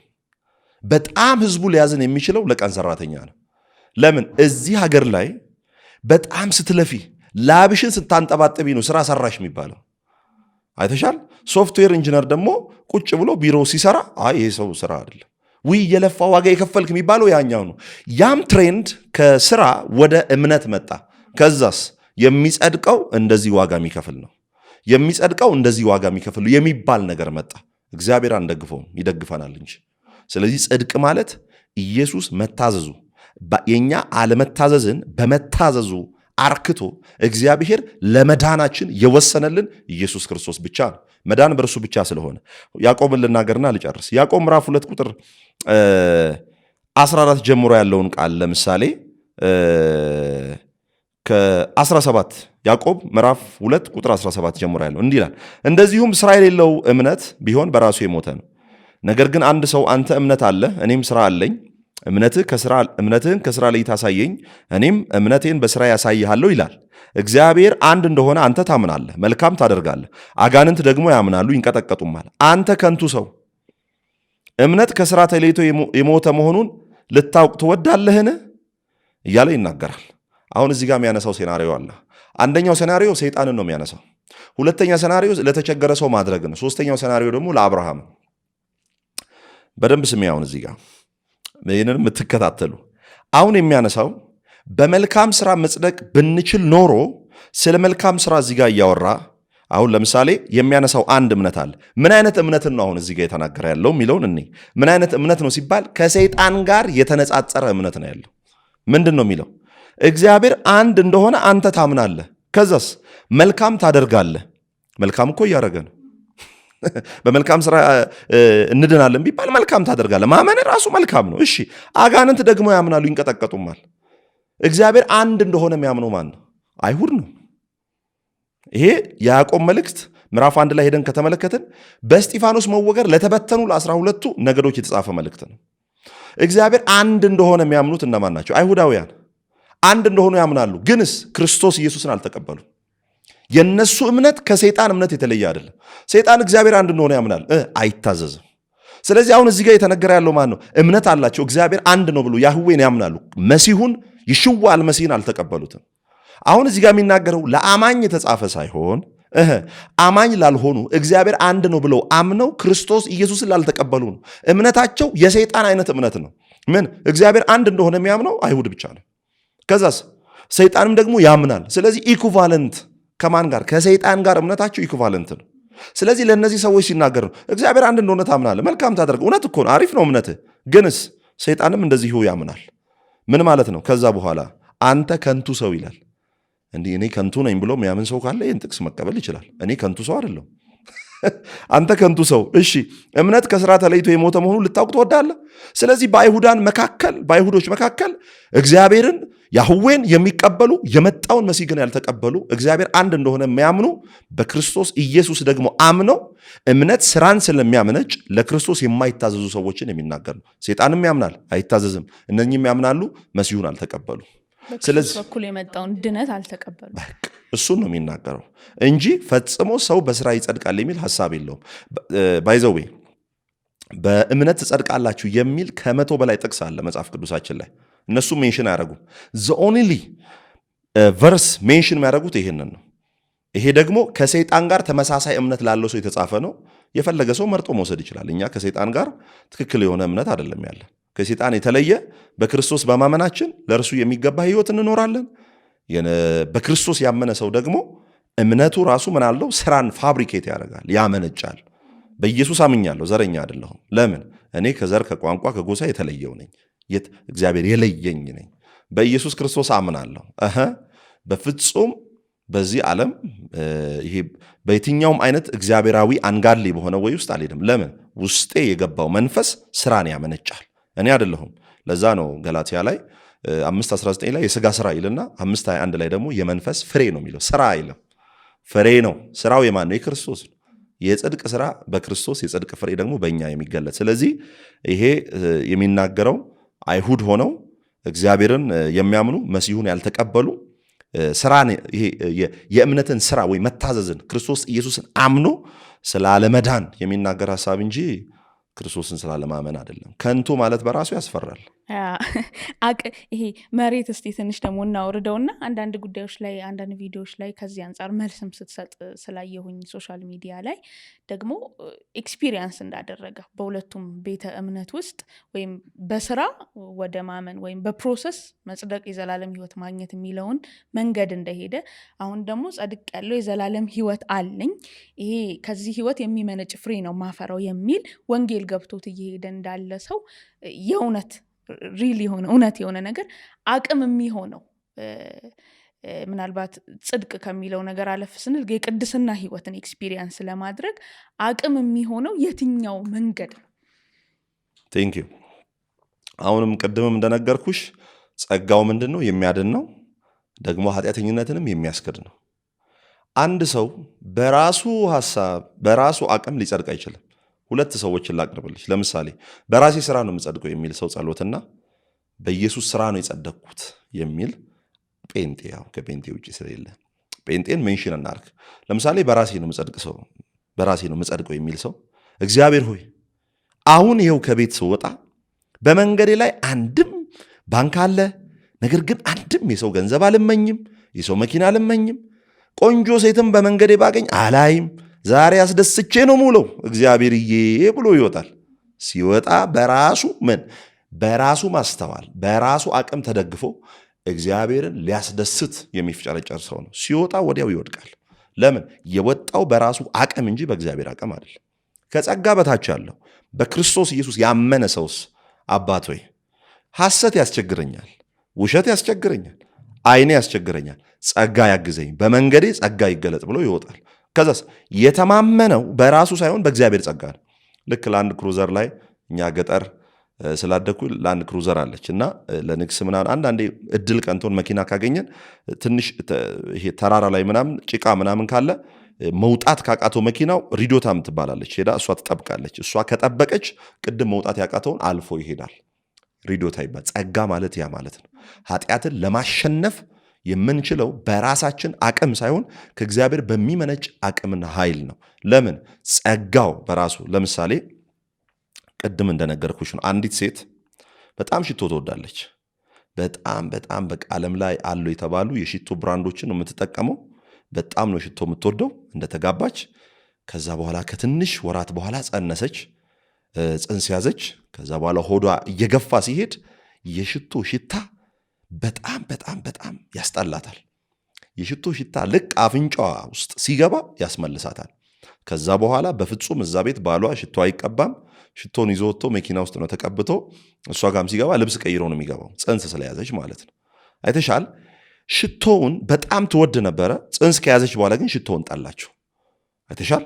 ስለዚህ አሁን በክርስቶስ ኢየሱስ የሆን ሰዎች ኢየሱስ ክርስቶስን ከማግኘታችን በፊት በዓለም ላይ በኃጢአት እንመላለስ ነበረ። በአየር ላይ ለሚሰራው አለቃ መንፈስ ምን ሆነ? ታዛዦች ሆነን ነበረ። አሁን ክርስቶስ ኢየሱስን ስናገኝ ልክ ሴትዮዋ ጽንስ ይዛ ሽቶውን ለማቆም ሽቶውን ለመጥላት 18 መንገድ ሽቶን የመጥላት መንገድ የሚል ትምህርት ተምራ አይደለም፣ መጽሐፍም አንብባ አይደለም። ጽንሱ እንድትጠላ እንዳደረጋት በክርስቶስ ስናምን ለዓለም ኃጢአት ለዓለም ግብዣ ኖ የምንለው የእግዚአብሔር ጸጋ ተገልጦብን በራሴ እጸድቃለሁ ብሎ እንደሚኳትን እንደሚደክም ሰው በዚህ ምድር ላይ በተለያየ አይነት ድካምና ኃጢአት ውስጥ የሚገኝ ብዙ ሰው የለም ዓለም ላይ። ለምን ሲባል አቅምን አልተቀበለም፣ ጸጋን አልተቀበለም፣ የእግዚአብሔርን ጉልበት አልተቀበለም። በራሱ ነው የሚወጣው የሚገባው። በእኛ ያለው ጸጋ በክርስቶስ ላመንን ሰዎች በእኛ ያለው ጸጋ በአቅማችን የማንችለውን በእግዚአብሔር አቅም የምንችልበት በኃጢአት ላይ ልክ የአዲስ ኪዳን ዋናው ሰባኪ ጳውሎስ በጽድቅ ንቁ ኃጢአትንም አታድርጉ ይላል። ስለዚህ በስራ ጸድቃለሁ የሚለው ሰው ነው ኑሮው ወይስ በእምነት ጸድቅ ያለው የሚለው ሰው ነው ኑሮው የሚያስታውቀው ከተባለ ዓለም ይፍረደን። እንግዲህ አንተም እኮ ፍረደን ብዬ ነው ሁለቱንም ቤት አይተሃል እንዴ? ባይዘዌ እስቲ ዝም ብለሽ ቪዲዮአችን ላይ ተመልከች። ስድቡን፣ እርግማኑን፣ ዛቻውን፣ ኮንሰርቱን ተመልከቺ። የሆኑ ነገሮች ብዙ ሜንሽን ማድረግ ኦፌንድ እንዳይሆኑ ማድረጋቸውን ነገሮች ተመልከች። ብዙ ሰዎችን ከተመለከትሽ በእግዚአብሔር ጸጋ ለምሳሌ ስለ ቅድስና ወይም ኃጢአትን ስለመጥላት ለምሳሌ ቅድስና አካላዊ አይደለም፣ አካላዊ ብቻ አይደለም፣ ሐሳባዊም ነው። ለምሳሌ ሰዎች ከከተማ ኑሮ ሲያስጠላቸው ገዳም ይገባሉ። ባይዞ ገዳም ሲገቡ የዓለምን ሐሳብ ቴካዊ አድርጎ ነው የሚገቡት እና አካላዊ ቅድስና አይደለም። ቅድስና ባይዞ ቅድስና ከሐሳብ ይመነጭና በአካል ላይ የሚፈስ ነው። ስለዚህ አሁን እኔ ወደ ውጪ ባልወጣ ከሴት ጋር ባልገናኝ በሐሳቤ ልረክስ ይችላል። ስለዚህ ቅድስና የቦታ ለውጥ ሳይሆን የማንነት ለውጥ ነው። ቅድስና መገደብ ሳይሆን መለወጥ ነው። ብዙ ሰዎች ቅድስና የሚመስላቸው መገደብ ነው። ለምሳሌ መንግስትን እዚህ ሆኖ ለመቃወም አቅም ያጠሰዋል። ለምን? እዚህ ሊታሰር ይችላል። ከዛ እስቲ እግሩ ይውጣ ከሀገር ይቃወማል። ስለዚህ በፊቱኑ ተገድቦ እንጂ ተለውጦ አይደለም። ኦኬ። ለውጥ ግን እዚህም ሆነ እኔ በየትኛውም አይነት ሁኔታ መንግስት ሲያጠፋም መልካምም ስራ ሲሰራ በመተቸት አምናለሁ። በዛ ሞር አገልጋይም ስለሆንኩ እነዚህ ፖለቲካ ውስጥ የለሁም። አሁን ቅድስና የምንለው ፓርት በራሱ ወይም ኃጢአትን መጥላት የሚለው ነገር በራሱ የእግዚአብሔር አቅም እስካልተለቀቀልን ድረስ በፍጹም ልኖረው አንችልም። ስለዚህ አሁንም እኔ ሊትራሊ የምናገረው በሃይማኖት ውስጥ በሃይማኖት ሽፋን ውስጥ ኖሮ ኃጢአትን እንደሚያደርግ ሰው በምድር ላይ ማንም የለም። ለምን መሰለሽ? የራሴ አቅም የለኝም ብሎ የደከመ ጴንጤ ይሻላል። እንዴት ነው የሚሻለው? ደክሞም ቢሆን የእግዚአብሔርን እርዳታ የሚጠይቀው። ይሄ ጥቅስ ጠቅሶ የሚሰራውን ኃጢአት አይደለም እነግርሽ። ደክሞ ጌታ ሆይ መቼ ነው ከዚህ የምታወጣኝ የሚል ሰው የእግዚአብሔር ጸጋ ይገለጥለታል። እኔ ነኝ በራሴ ነው የምጸድቀው ከሚል ሰው በአንድ ምሳሌ ልናገርና ልጨርስ። ለምሳሌ አንድ ጓደኛ ያለ ዱባይ የሚኖር ጓደኛ ዋና አይችልም። ዋና ገንዳ ውስጥ ገባ። አይችልም እኮ ከዛ እኛን ኢምፕረስ ለማድረግ ነው ዋና ውስጥ ገባ። እንዴት ይውጣ? እኛም አንችልም። ከዛ በኋላ ማን ያውጣው?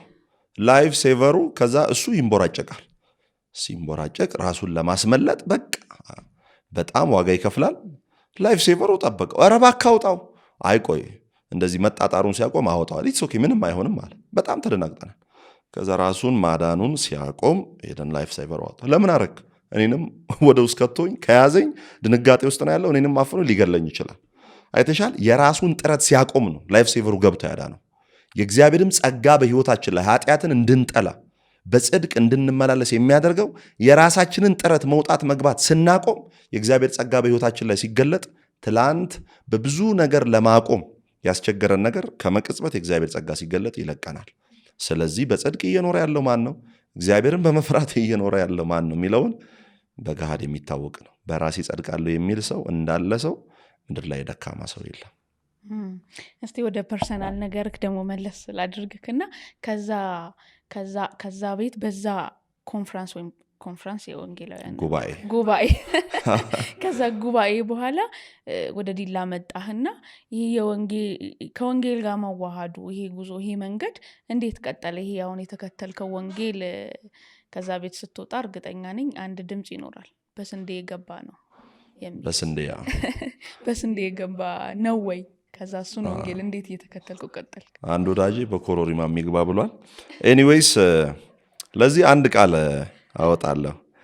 ሮሜ ምዕራፍ 3 ቁጥር 1 ጀምሮ ስለ ወንጌል ሲናገር፣ ምክንያቱም ጴንጤ ያው ጥቅስ ነው፣ ከጥቅስ ተነስቶ ነው የሚያወራው። ሶላ ስክሪፕቸራ በእግዚአብሔር ቃል በመጽሐፍ ቅዱስ ብቻ ስለሆነ ምናምነው።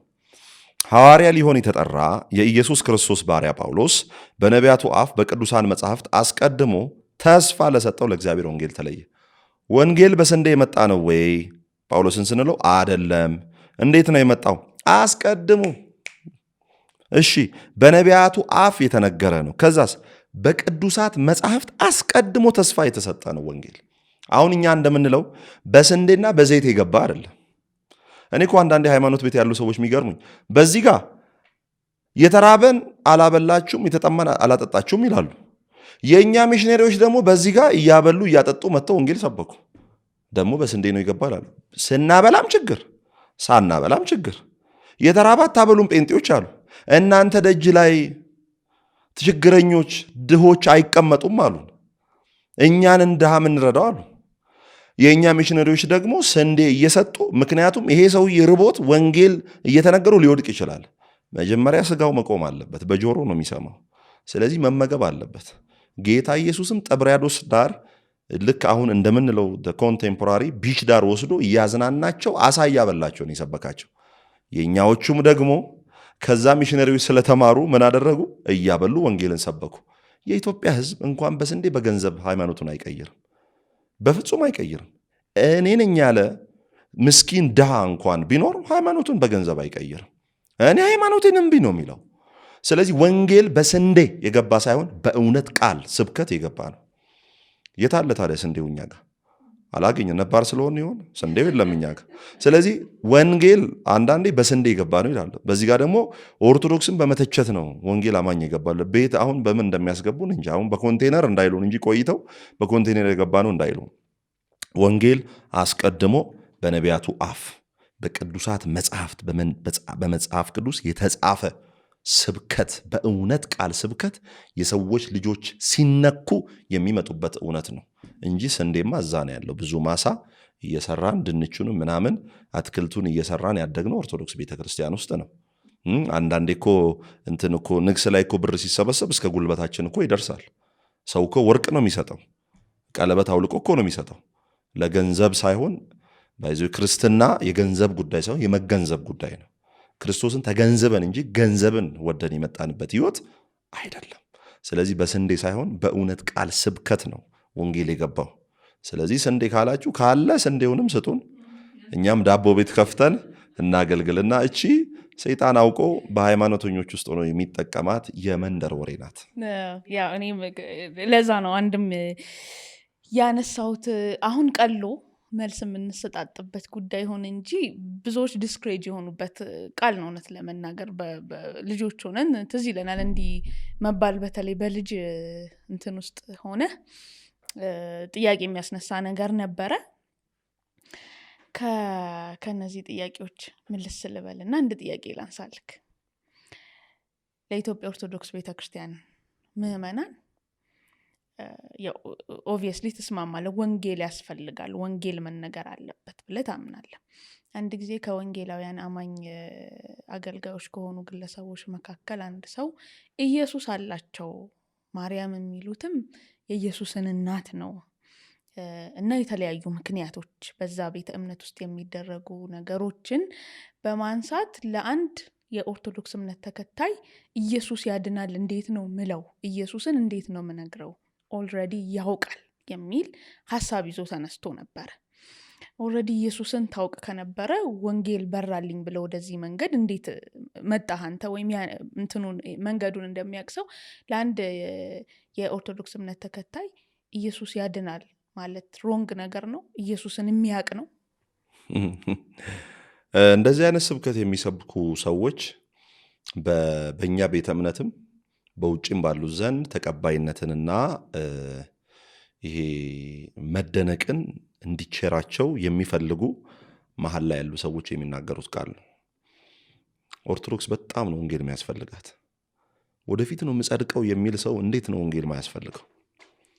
መጽሐፍ ቅዱስ በግልጥ ኢየሱስ ክርስቶስ የምትድኑበት መዳኛ መንገድ መዳን በሌላ በማንም የለም እኮ እየተባለ በማርያም ነጠላዋን ጣል አርጋልኝ እኮ በእሷ ገነት ገባለሁ የሚል እኮ ነው። ከሞት በኋላ ክርስቶስ ሰምራ በየቀኑ በመቋሚያው 3000 ሰው ከሲኦል ታወጣለች የሚል ትምህርት ያለው ሰው 70 ሰው የበላ በላይ ሰብ የሚባል አለ። 70 ሰው የበላ ታምረ ማርያም ላይ 70 ሰው ቅርጥፍ እኔ 70 ሰው የሚበላ እኔ ማሽን ራሱ እንዴት እንትን ወፍጮ ቤት ማሽን ራሱ 70 ሰው አይበላም ይችላል። ሰውየው 70 ሰው በላ ነው። 70 ሰው በላ ምናምን። ከዛ በኋላ ድንገት መንገድ ላይ የሆነ ችግረኛ ሰው ገጠመውና በእግዚአብሔር ስም ውሃ ስጠኝ እምቢ፣ በኢየሱስ ስም ስጠኝ እምቢ፣ በሊቀ መልአኩ በቅዱስ ሚካኤል እምቢ፣ በተክልዬ ስም እምቢ፣ በአዛኝቱ ማርያም ሲባል ልቡ ተነካ። ጠርኝ ውሃ አጠጣው። ከዛ ሞተ። 70 ሰው የበላው ማለት ነው። ሲሞት ማርያም በቀኝ ኢየሱስ በቀኝ ማርያም በግራ ቁጭ አሉ። በኦርቶዶክስ ቤተክርስቲያን እኮ ዓለም ላይ ታይቶ የማይታወቅ የፍርድ ዙፋን ኦልሬዲ እኮ የተዘረጋበት ቤተክርስቲያን ነው። ፍርድን ወደፊት እየጠበቀን ኦልሬዲ በኦርቶዶክስ ቤተክርስቲያን ፍርድ እየተከናወነ ነው ያለው። የፍርድ ዙፋን ተዘርግቶ ማለት ነው። ከዛ ምንድን ነው መልካም ስራው እንደ ኪሎ፣ ይሄ ድሮ ስኳር ክፍለ ሀገር ስንገዛ ሳሙና ያደረጉና ስኳር ያደርጋሉ፣ እንደዛ ማለት ነው። ከዛ የሰውየው መልካም ስራ ሲመዘን በጣም ትንሽ ነው፣ ክፉ ስራ ደግሞ ሲመዘን በጣም ይልዳረግ። ከዛስ ከኢየሱስ ጀርባ ዘወር አለችና ማርያም ጥላዋን ጣል አረገች ይላል። ጥላዋን ጣል ስታደርግ ምን ይላል? ክፉ ስራ ነበር የመዘነው፣ መልካም ስራው ላይ እንዲያጋደላለች። ከዛስ ግባ አለው። ሁለት ነገር ከዚህ እንማራለን። አንደኛው ኢየሱስ አያውቅም፣ ሁሉን ነገር የማያውቅ አምላኩ ነው። ከጀርባው ጥላ እያሳረፈች ነው። ሁለተኛው ከኢየሱስ በላይ ሩሩ ሆና አዛኝ ሆና ማለት ነው። ፍቅርን ከክርስቶስ ትሕትናን ከማርያም ተማሩ የሚል መዝሙር አለ። ትሕትና ተምሳሌት ኢየሱስ ነው እንጂ መጽሐፍ ቅዱስ ራሱ ጌታ ኢየሱስ ምን አለ? እኔ በልቤ ትሑት ነኝ አለ። ትሕትናን፣ ፍቅርን፣ እያንዳንዱን ነገር የምንማረው ከክርስቶስ ነው። ስለዚህ እንደዚህ አይነት ትምህርት ያለው ሰው ከዛስ ከሞትኩ በኋላ ከዛስ ይሄ ምንድን ነው የሚለው በፍትሃት እገባለሁ የሚል እኔ አንዴ በዚህ በሙከ ጡሪ እንትን ሄጃለሁ። አቡነ መልከጼዴቅ የሚባል ገዳም አለ።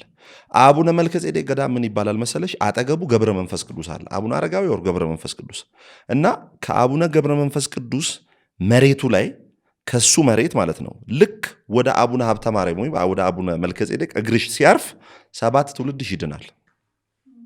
ገብቶሻል አይደል? እንደዚህ አይነት ትምህርት ላለው ሰው ነው ወንጌል አያስፈልግም የሚሉት። ለምን አያውቋትም ኦርቶዶክስን። እንደዚህ አይነት እውቀት ራሱ ያገኙት መቼ ነው ሲባል እኛ ቲክቶክ ስንሰራ ሌሎች ወንድሞች ሲሰሩ ከዛ ተነስተው ያው ውሏቸው ምናምን ድንገት ኮንፎርም የሚያደርግ ውሎ ስለሚኖሩ ይሆናል በሁለቱም ቦታ ይሄ ተቀባይነትን ለማግኘት የሚናገሩ እንጂ በጣም ከ100% 200% ኦርቶዶክስ ቤተክርስቲያን ወንጌል ያስፈልጋታል። ለምን? መሰረታዊ ነገር አንድ፣ በብዙ ነገሮች እንድናለን ብለው የሚያምኑ ናቸው። አፈር በመርገጥ ትድኛለሽ። ከዛስ ተዝካር በማውጣት ዝክር በማውጣት ትድኛለሽ። የጌታ ስጋና ደም በምራቅ፣ የጌታ ስጋና ደም በፍርፋሪ፣ የጌታና ስጋ እና ደም እንስራ በመላስ አተላ ያለበት እንስራ በመላስ የጌታ ስጋና ደም ይቆጠራል ተብሎ የሚያምን ትውልድ ወንጌል ያስፈልገውም። እነዚህ የኢትዮጵያ ኦርቶዶክስ ቤተክርስቲያን ውስጥ ያሉ እውነቶች ናቸው። አንድ እኔ እንደማያውቅ ሰው፣ ሁለት እንዳልከው አሁን በኋላ ላይ ስለ ሶሻል ሚዲያ እናነሳለን። በሶሻል ሚዲያ በኩል የኦርቶዶክስ ቤተክርስቲያንን የሚያውቅ አንድ ወንጌላዊ አማኝ እነዚህ ነገሮች ዲናይ ተደርጎ ነው የምናውቀው እና እውነት ናቸው ወይ የሚል ጥያቄ በራሱ አለ። ለምን እኛ እነዚህን አናምንም፣ እኛ እነዚህን አናደርግም? ምናልባት እኔ እናንተ የምናነሳቸውንም ሀሳቦች ከድነት ጋር አይቻሉ። አንዳንድ ቪዲዮዎች ከድነት ጋርም አይደለም ምናነሳው፣ መዳናው በክርስቶስ ነው። ከዛ ግን ስራ ስለ ጽድቅኛ ቅድስና ስለምንለው ስለ ላይፍ ስታይል ነው የምናወራው የሚሉ ዲናያል የሆኑ ነገሮችን እንሰማለን። የእውነት ነው ወይ እነዚህ ነገሮች? በዚያ ቤት ኤክስፒሪየንስ የምታደርጓቸው ነበሩ ወይ? በትክክል እኔ ለምሳሌ ሲደክመኝ ወይ ሲያልበኝ የሆነ ገዳም ሲሄድ በቃ 7 ትውልድ ድነዋል ብሎ ብዬ ነው ማምነው። 7 ትውልድ ድነዋል? አንዳንድ ቤተክርስቲያን ላይ 7 ትውልድ አለ፣ 23 ትውልድም አለ። አስብ እንግዲህ 70 ዓመት እንኳ ብንኖር 10 ትውልድ እንኳ ቢሆን 700 ዓመት ነው። 23 ታሪኩ ደግሞ ከ1400 ምናምን ዓመት በላይ። አሁን ለምሳሌ ዘራ ብሩክ የሚባል ሰው አለ በዛ ቤተክርስቲያን። የዘራ ብሩክን ጥፍሩን ይላል፣ ጺሙን ይላል፣ ከብብቱም ጸጉር ይላል፣ የያዘ በወገቡም ያስቀመጠ ይላል። 20 ምናምን ትውልዱ ይድናል ይላል። እና ለዚህ ነው ወንጌል ማያስፈልገው። ጥፍር በመያዝ 20 ምናምን ትውልድ ይድናል። እና በጣም በጣም በጣም በሚያሳዝን ሁኔታ ሪል ነው፣ ባይዘዌ ሪል ነው። ዝክር ዝክሬን በማውጣት እንደዚህ ያክል ትውልድ ይድናል። ለምሳሌ ዶክትሪናል በሆኑ ነገሮች አንዳንዴ አሁን ቲክቶክ ላይ ቤተክርስቲያኒቷን ማያውቁ ጎግል ላይ ብቻ አንዳንድ ነገር የሚያነቡ ሰዎች ምን ይላሉ? አይ እነኚህ የሃይማኖት መከራከሪያ አይደል። የሃይማኖት መከራከሪያ ካልሆነ ንግስ የሚባለው ኮንሰፕት ከየት ነው የመጣው? ከገድልና ከድርሳን ነው። በ12 ሚካኤል እንደሆነ ማን መጽሐፍ ቅዱስ አይደለም፣ ንግስ ነው ማለት ገድልና ድርሳን የነገረ። እሺ ሌላስ? ለምሳሌ በእነዚህ በሚካኤል በቅዱስ ገብርኤል በተክለ ሃይማኖት በአርሴማ ቤተክርስቲያን መትከል ከየት ነው የመጣው? ከድርሳን ነው። ለስዕል መስገድ ከየት ነው? ከድርሳን ነው። እና ከመጽሐፍ ቅዱስ አለ እንዴ? ዕጣን ማጠን ለስዕል እንዴ? ስዕል እኮ ጡት የሚያጠባበት ሀገር እኮ ነው ኢትዮጵያ። ስዕል ጡቷ ሲቆረጥ ከስዕሉ ላይ ምን አደረገ ይላል? ጡት ፈሰሰ የሚባልበት ቤተክርስቲያን እኮ ነው። ኢየሱስን ተሸከምኩት ትላለች ጸበለ ማርያም የምትባለዋ። ደክሞት ኢየሱስን ተሸከምኩት። አቡዬ አብ ወልድ መንፈስ ቅዱስን እያዘለ አብን እያስቀመጠ ወልድን እያስቀመጠ መንፈስ ቅዱስን እያስቀመጠ የሚታዘልበት ቤተክርስቲያን የመሸከምና የመሸካከም የወዛደር እኮ መንፈስ እኮ ነው። እንደዚህ አይነት ትምህርት ያለውን ሰው ወንጌል እንዴት ነው የማያስፈልገው? ሊትራሊ ወንጌል ያስፈልጋል። እና በዚህ ምነግራቸው ማንንም ለማስደሰት ሳይሆን እግዚአብሔርን ለማስደሰት በግልጥ በእውነት ወንጌልን ተናገሩ። መሞትም ካለ ለክርስቶስ መሞት ነው፣ ጥቅም ነው። 5 ዓመት ካገለግል በቃ ሌላም ሰው መጥቶ ያገለግላል። ስለዚህ እነኚህ ትምህርቶች ዶክትሪን ናቸው። የክርስቶስ ኢየሱስ ስጋና ደም ለምሳሌ ከአምስቱ አዕማደ ምስጢራትና ከ7ቱ ምስጢራተ ቤተክርስቲያን ዶክትሪን ብላ ከምታምነው ኦርቶዶክስ ውስጥ አንዱ ምንድን ነው? ስጋው ወደሙ ነው። ቁርባን ነው አይደል? ምስጢረ ቁርባን ለምሳሌ ምንድን ነው? ድርሳነ መስቀል እንዲህ ይላል፣ ዝክር የወጣበትን ይላል፣ ፍርፋሪ የበላ አተላውን የላሰ የአተላውን እንስራ ማለት ነው የላሰ ጠላ የወጣበትን የጌታ ስጋና ደም ተደርጎ ይቆጠርለታል ይላል። ፍርፋሪ እንድትበይ ዝቅ ብለሽ ፍርፋሪ እንድትበይ ከሰውነት ተራ የሚያወርዱ ትምህርቶች አሉ። ይህንን የበላ የዘላለም ሕይወት አለው። እነኚህ ዶክትሪን አይደሉ? ስጋናው ደግሞ ቅዱስ ቁርባን ዋና ዶክትሪና ዶግማ አይደለ እንዴ? ምራቅ የዘራ ብሩክን ይላል እኮ መርቆሪዎስም ጌታ ኢየሱስ መጣ 1 ሰዓት ከንፈሬን ሳመኝ ይላል። 1 ሰዓት ከንፈሬን ከሳመኝ በኋላ ምራቁን ሀክን ትፍ ብሎ ተፋብኝ ይላል። ከዛስ በኋላ በምራቄ ተረጋጋበት እኔም ምራቁን ይዤ ቆየው። ከዛስ ምን ይላል? ምራቄን እንደ ስጋዬና እንደ ደሜ እቆጥርልሃለሁ። ይህ ዶግማ አይደለ? ስለዚህ እነኚህ ሪሊ ኤክስፒሪየንስ እናረጋቸው የነበሩ ነገሮች ናቸው።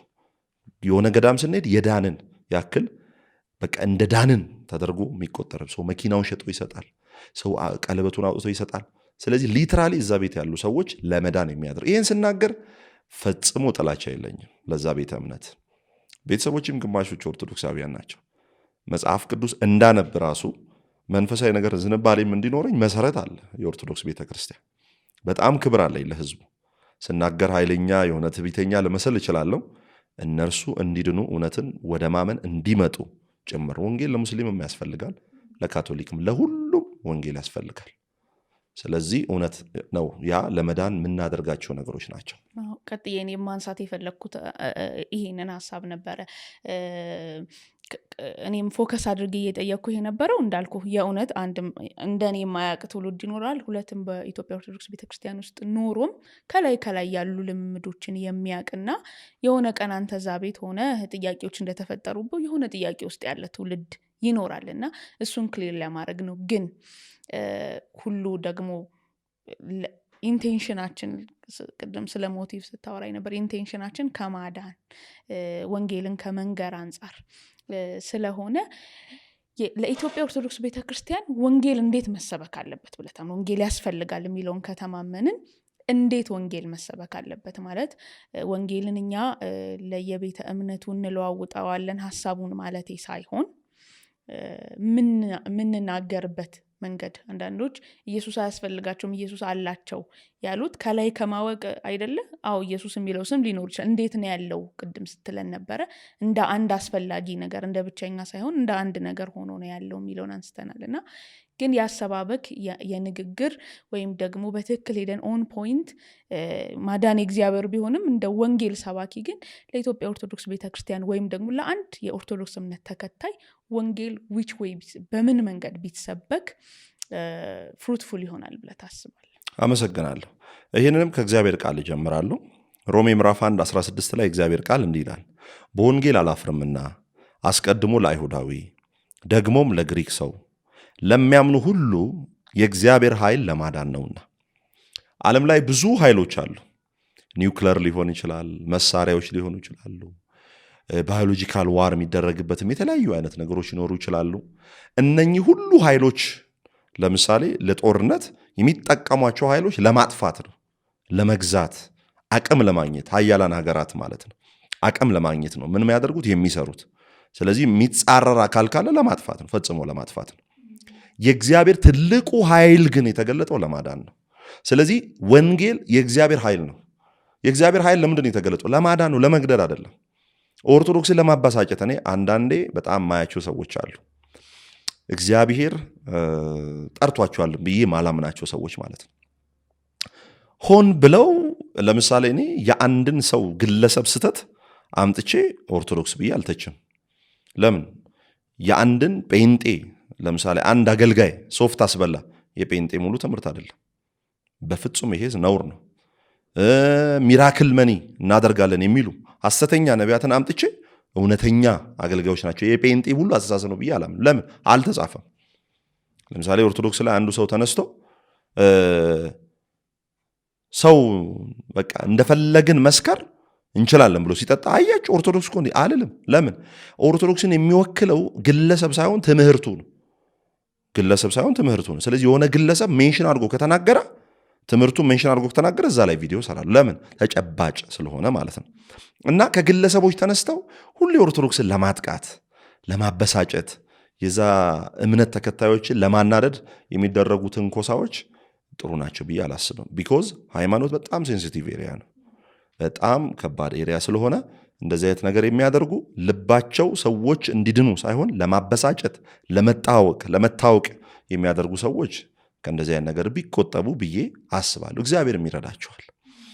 ወንጌል ለማዳን ነው እንዳልኩሽ ነው። ለምሳሌ እኔ በኦርቶዶክስ ቤተክርስቲያን ነው ያደግኩት እና እጅግ አድርጌ ኦርቶዶክስ ቤተክርስቲያንን አመሰግናለሁ።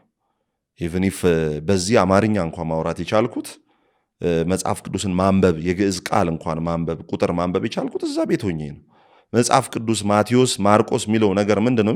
በዛ ቤት ውስጥ ነው የተማርኩትኝ። ስለዚህ በስርዓት እንዳድግ ያደረገኝም ኦርቶዶክስ ቤተክርስቲያን መሆኔ ነው። ስለዚህ ፉሊ እንደው በማኮሰስ በማጥላላት የሚደረጉ ነገሮችን በፍጹም አልቀበልም። ግን ለዛ ምስኪን ህዝብ፣ ለዛ እግዚአብሔርን ለሚፈልግ በሌሊት በብርድ በቁር ተነስቶ ለሚያስቀድስ ህይወትን ለሚፈልግ ተራራ ለሚወጣ ቁልቁል ለሚወርድ በብዙ ገንዘቡን በማውጣት ጉልበቱን በማውጣት እጸድቃለሁ ብሎ ለሚኖር መናኝ ህዝብ፣ ለዚህ ህዝብ በታላቅ ፍርሃትና በታላቅ ፍቅር ወንጌል መሰበክ አለበት ብዬ ነው ማምነው። ጌታ ኢየሱስ በዮሐንስ ወንጌል ምዕራፍ 4 ላይ ብዙ ሰው ለጠላት ለሸሻት በቀትር ውሃ ለምትጠጣ አናትን በስቶ በሚገባ ፀሐይ በዛ ሰዓት ውሃ መታ ለምትቀዳ ሴት ምንም ሳያበሳጫት ክብረ ነክ የሆነ ነገር ሳይናገር ምንድን ነው ያላት?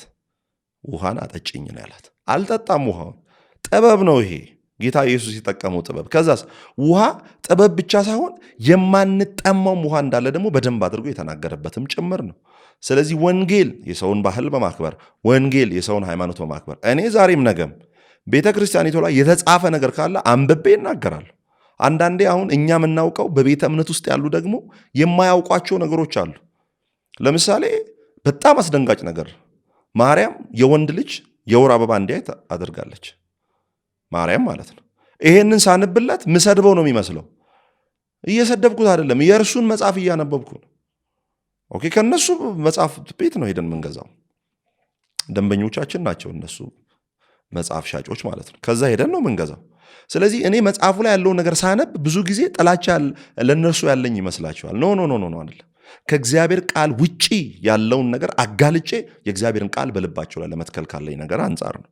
ስለዚህ ኦርቶዶክስን ባለመውደድ በመንቀፍ እንደው በጣም ጥላቻ ያሳድሮ ይሄ ፖለቲካዊ ነገር ይሄ በሚመስል መንገድ በጥላቻ በሆነ ነገር ወንጌልን መስበክ እንችላለን ብዬ አላስብም። እና በፍቅር ሁሉ በፍቅር ቢሆን ቢኮዝ እኛም ጌታ ረድቶን ነው ከዛ ይወጣ። አንዳንዴ እየሰበኩኝ የተናገርኩ ትላንት እኮ እኔ እንዲህ ነበርኩ የሚል ሐሳብ ቢኖረን ብዬ አስባለሁ። እኛም ጌታ ረድቶን ነው ለእነርሱ በመጸለይ ወንጌልን ብንሰብክ ብዬ አስባለሁ። ይህንን ሐሳብ ካነሳን አሁን ይሄ ሽኩቻው በሶሻል ሚዲያ ላይ ነው ያለው። የሶሻል ሚዲያውን ወንጌል እንዴት ታየዋለህ? የሶሻል ሚዲያውን ወንጌል እንዴት ታየዋለህ? ወይም ወንጌል ተሸክመናል ብለው የሚወጡ ደግሞ ከኢትዮጵያ ኦርቶዶክስ ቤተክርስቲያንም ምላሽ ለመስጠት የሚወጡ ሰዎች ይኖራሉ።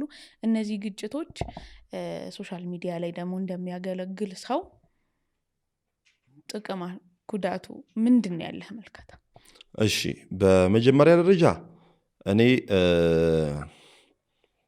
በሶስት ከፍላቸዋለሁ። ከኛ ወገንም ከዛ ወገንም ያለው አንደኛ ምከፍላቸው ሰዎች በእኛ ቤት ያሉ ወንጌልን ሳይረዱ በብስጭት ሆን ብለው ኦርቶዶክስን ለማበሳጨት በጣም ከወንጌል አማኝ የማይጠበቁ ትንሽ ቁጣ አዘል ቃላትን ተጠቅመው ኢቨን ኢፍ የቤተ ክርስቲያኒቷን የኦርቶዶክስን እንኳ ትምህርት ሳያነቡና ሳያውቁ ለብስጭት ቶሎ ለመታወቅ የሚያደርጉ ሰዎች አሉ። ሁለተኞቹ ደግሞ እንደ ውጪ ሚዲያ ከምታመጣው ጥቅም ለመጋራት ወንጌል ይሄ አንዳንዱ ሰው ታውቂያለሽ በወንጌል ስም ዋጋ ይከፍላል እንጂ በወንጌል ዋጋ አይከፍልም። ለምሳሌ እኔ እዚህ አራዳ ጊዮርጊስ ሄጄ መዳን በሌላ በማንም የለም ብዬ ብሰብክ በቡጢ ብመታ እኔ በወንጌል ስም አይደለም ማለት በወንጌል አይደለም ዋጋ የከፈልኩት በራሴ ነው። ቢኮዝ ማክበር የሰውን ቤተ እምነት አሁን እንደ በፊቱ አይደለም። ሕግ አለ፣ ብዙ ነገር አለ። የሰውን እምነት በማክበር ብዙ ነገሮችን ሰው የሚወደው ሴንሲቲቭ ኤሪያው ነው። ሰው በሀገሩ በሃይማኖቱ በፍጹም አይደራደርም። ስለዚህ እንደዚህ አይነት ሰዎች እንደው ከጥቅሙ ተጋሪ ጥቅም ስልሽ ገንዘብ ብቻ አይደለም ለመታወቅም እንደዚህ አይነት ነገሮች። ሶስተኞቹ የእውነት ወንጌል ገብቷቸው የቤተ ክርስቲያኒቷን ትምህርት አንብበው ሲናገሩም በጥንቃቄ ነገ ስህተት ከተፈጠረ ሚስ አንደርስታንድ ይፈጠራል ተብሎ ማለት ብለው የሚያስቡ ብዙ ሰዎችም አሉ ብዬ አምናለሁ። በሶስት ነው የምከፍላቸው። ስለዚህ እውቀት የሌላቸው ስለ ቤቱ እውቀት የሌላቸው በዛ ውስጥ ያልኖሩ ሰዎች ባያወሩ፣ ለምን ቁጣ ቀስቃሽ ነገር ይፈጥርና ወደ ረብሽ ወደ ብዙ ነገር አሁን ሰሞኑ እንዳየነው አንዲት ሴት የቤተ ክርስቲያኒቷ የምትጠቀምባቸውን ስዕላት እነሱ ቅዱሳን ስዕላት ያድኑናል፣ ጸሎታችንን ይሰማሉ፣ ዕጣን እናጥንላቸዋለን፣ እንሰግድላቸዋለን የሚሉትን የሚያከብሩትን ነገር መቅደድ ይሄ ተገቢ አይደለም። በፍጹም ጌታ በዚህ አይከብርም። ስለዚህ ጳውሎስ ደካሞችን እጠቅም ዘንድ ደካማ ሆንኩ እንዳለው የእነሱን ነገር በማክበር የሚበልጠውን እውነት ወንጌልን ብንሰብክ ይኖራል። ሁለተኞቹ ለመታወቅም ለሚጥሩ ሰዎች ደግሞ በሌላ ነገር መታወቅ ይቻላል። የዘራ መድኃኒትም ቢያስታውቁ ሊታወቁ ይችላሉ፣ በክፉ ነገርም ሊታወቁ ይችላሉ እና ሃይማኖትን የሚያጋጭ ነገር ውስጥ ገብተው እንደዚህ አይነት ወንጌል ባይናገሩ። ስለዚህ አንደኛው አፖሎጄቲክስ ወይም የምካቴ ስራ መስራት ካለብን እኔ አሁን ሙሉ ምካቴ ስራ ሰሪ ነኝ ብዬ አላምንም። ብዙ የሚቀሩ ነገሮች ስላሉ በእውቀትም ደረጃ ግን ቢያንስ የሁለቱን ቤተ እምነት ነገሮች ማወቅ አለብን ብዬ አስባለሁ። በሌላኛው አንጻር በዛ ቤት ውስጥ ደግሞ ያሉ አንዳንዶቹ ቤተ እምነቱን አያውቁም። ጎግል ላይ ባገኙት እውቀት ነው። ሴንት ኦገስቲን እንዲህ ይላል፣ ዝዊንግሊ እንዲህ ይላል። እነ ዝዊንግሊና እነ ሴንት ኦገስቲንን እንጂ እነ ዘርዓ ያዕቆብን አያውቁም። ለስዕል መስገድን ያስተማረው ዘርዓ ያዕቆብ ነው አይደለ? ድርሳኖች፣ ተአምራት፣ መልኮችን በቤተ ክርስቲያኒት ውስጥ ያስገቡ እነሱ ማያውቋቸው የቤተ ክርስቲያን መጽሐፍ አንዳንዴ ስናነብ ይደነግጣሉ። እኛ እንቀበልም ይላል። እንዴ ለምሳሌ በስዕሏ ፊት ስገዱ። በስዕሏ ፊት የማይሰግድ ስም አጠራሩ ይጥፋ፣ ከቆመበት ይጥፋ እኮ ነው። ስም አጠራሩ አይታወቅ ከቆመበት ይጥፋ ነው የሚለው። ስለዚህ ለምሳሌ ተአምረ ማርያምን የሰማ ስጋውና ደሙን እንደተቀበለ ይሆንለታል። ይህንን ዶክትሪን ከየት ነው ያገኙት? ከቤተ ክርስቲያን ድርሳን፣ ተአምር፣ መልኮች ከሚባሉ ነው። ከዚህ ጋር ያያይዘን ቅዱስ ይሄ ፌዝ ኤንድ ሪሊጅን የሚለውን ነገር እናንሳ። እምነትና ሃይማኖት በተለያየ ቦታ አንድ ናቸው የሚል አንድ አቋም አለ፣ ልዩነት አላቸው የሚል አንድ አቋም አለ። እኛ ግን እዛ ቤት ስላሉ አንዳንድ ስርዓቶች ደግሞ እኛ ቤት ስላሉ አንዳንድ ስርዓቶች እያነሳን ስለሆነ እምነት የምንለው ነገር እና ሃይማኖት የምንለው ነገር በራሱ የተለያየ ነው፣ አንድ ነው? ምንድን ነው ያለህ አቋም? ብዙ ጊዜ ይሄ ሚስ አንደርስታንድ የሚፈጠረው ከምንድን ነው? ከመጽሐፍ ቅዱሱ ትርጉም። ለምሳሌ ብሉይ ኪዳን የተጻፈው በዕብራይስጥ ነው፣ አዲስ ኪዳን ደግሞ በግሪክ፣ አንዳንዶቹ ደግሞ በአረማይክ እና ፉሊ ያው በግሪክ የእግዚአብሔር ቃል አዲስ ኪዳን እንደተጻፈ እንመለከታለን። ስለዚህ እነኚህ ፍቺዎቹን ከሩት ወርዶች ስንነሳ ለምሳሌ ኤፌሶን ምዕራፍ 4 ቁጥር 4 ላይ ዋን ባፕቲዝም ዋን ሎርድ ዋን ፌዝ ነው የሚለው። ወደ እኛ ሀገር ሲመጣ ደግሞ አንድ ሃይማኖት፣ አንድ ጥምቀት፣ አንድ ጌታ። ከዛ አንድ ሃይማኖት ምንድን ነው ሲባል ኦርቶዶክስ፣ ከዛ ውጭ አይታወቅም ነበረ። ስለዚህ ብዙ ጊዜ ሃይማኖትና እምነትን መቀላቀል የመጣው እንዴት ነው ሲባል መጽሐፉ ከተተረጎመበት ነገር ተነስተው ነው። ለምሳሌ ሃይማኖታችሁን ንቁ፣ በሃይማኖታችሁም ቁሙ፣ ጸንታችሁ ቁሙ የሚል ሃይማኖት የሚላል። ሃይማኖት ድርጅት ነው። ሃይማኖት ድርጅት ነው። ለምሳሌ ኦርቶዶክስ ድርጅት፣ አንድን ድርጅት የሚወክል። ካቶሊክ ድርጅት። እምነት ምንድን ነው ሲባል እምነት ጴንጤም አይደለም፣ ፌዝ ነው የሚለው። እምነት የሚለው ነገር ፌዝ ነው፣ ሃይማኖት አይደለም። ፌዝ ምንድን ነው ሲባል ክርስቶስ ኢየሱስ ነው። ምንድን ነው? አንድ እምነት ነው ያለው ምድር ላይ፣ እርሱም ማን ነው? ክርስቶስ ኢየሱስ ነው። ሃይማኖት ተሰብስበው ስለ እግዚአብሔር መገመት ነው። ባይዘው ሃይፖቴቲካሊ ዝም ብሎ ፎርካስት ማድረግ ነው፣ ፕሪዲክት ማድረግ ነው። ምን ማለት ነው? ለምሳሌ ሃይማኖት ውስጥ ኃይል የለም፣ ውጫዊ ነገር ነው፣ ሴሪሞኒያል ነው። እምነት ውስጥ ኃይል አለ። እምነት ደግሞ ጴንጤ አይደለም። እግዚአብሔር ጌታ ኢየሱስ ክርስቶስን ሲልክ ቆብ ደፍተን ሙስሊም እንድንሆን አይደለም፣ መስቀል አስረን ኦርቶዶክስ እንድንሆን አይደለም፣ የፓስተርነት ምልክት የቄስ ምልክት አርገን ኦርቶዶክስ እንድንሆን ማለት ጴንጤ እንድንሆን ጌታ አልጠራንም። እምነት ማለት ክርስቶስ ማለት ነው። እምነት ማለት በክርስቶስ ያመኑ ሰዎች የሚከተሉት እግዚአብሔር የዘረጋው አይደለ? መጽሐፍ ቅዱስ ምንድን ነው የሚለው? የእምነታችን ጀማሪና ፈጻሚ ምንድን ነው የሚለው? the author and the finisher ምንድን ነው? የእምነታችን ጀማሪ ነው፣ ከዛ ፈጻሚም ነው። ስለዚህ አንድ እምነት ነው ያለው ነው መጽሐፍ የሚለው። አንድ እምነት፣ አንድ ጌታ፣ አንድ ጥምቀት። ምንድን ነው እምነት? በክርስቶስ ኢየሱስ አዳኝነት ማመን። ሃይማኖት ምንድን ነው? ይሄ የምታያቸው ብዙ ዲኖሚኔሽኖች የራሳቸው የከፋፈሉ ትምህርት። መጽሐፍ ቅዱስ ግን የሚያውቀው ሃይማኖት የለም። ማርያም አበሻ የምትመስላቸው ሰዎች አሉ። ሶሪ ቱ ሴይ ዚስ። ማርያም በጣም አበሻ የምትመስላቸው ደንበኛ ወይ የጎጃም ወይ የጎንደር ወይ የትግራይ አርጎ የሚያስቡ ከዛ አሁን ኦርቶዶክስ የምትመስል አረንጓ ማለት ነጭ ቀይና ጥቁር የክርስትና ማህተም ምናምን የነበራት ምናምን ይመስላቸው ሰዎች አሉ። ሚካኤል ኦርቶዶክስ የሚመስላቸው ሰዎች አሉ። አንዳንዱ ደግሞ ጳውሎስ የሆነ መካነ ኢየሱስ ውስጥ ያለ ሰው ምናምን የሚመስለው ሰው አለ። እግዚአብሔር እምነትን ነው ይፈል በክርስቶስ ኢየሱስ እምነትን ወስኖልናል።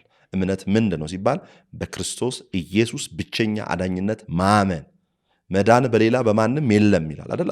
መዳን ይሄ ሶዞ ወይም ሶቴሪያ ሁለንተናዊ መዳን የሚለው ምንድን ነው ሲባል በክርስቶስ ኢየሱስ ብቸኛ አዳኝነት ማመን። አንድ ጥቅስ ልናገርና ልጨርስ። በዚህ በገላትያ ምዕራፍ 2 ቁጥር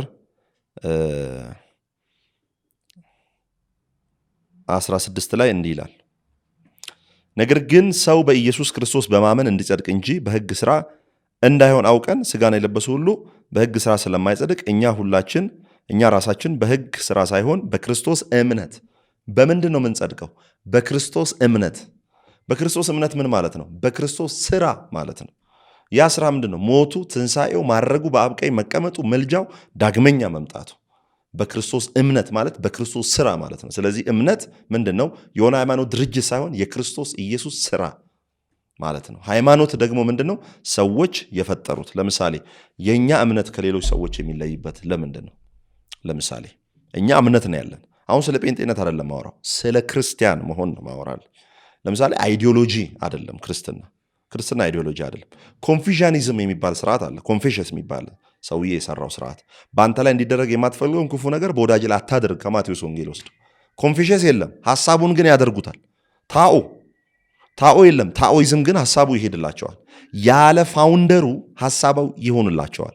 ወደ ክርስትና ስትመጪ ያለ ክርስቶስ መጽሐፉን ላንቀሳቅሱ ትምህርቱን ላንቀሳቅሱ ብትይ አይሆንም። ለምን? ክርስቶስ እምነታችን የሆነ ክርስትና አይዲዮሎጂ ሳይሆን ፐርሰን ነው፣ አካል ነው፣ ማንነት ነው። ስለዚህ ሃይማኖት ሰዎች የፈጠሩት ነገር ነው። በእምነት ውስጥ ቆሞ ከሃይማኖት ውጭ መሆን ይችላል።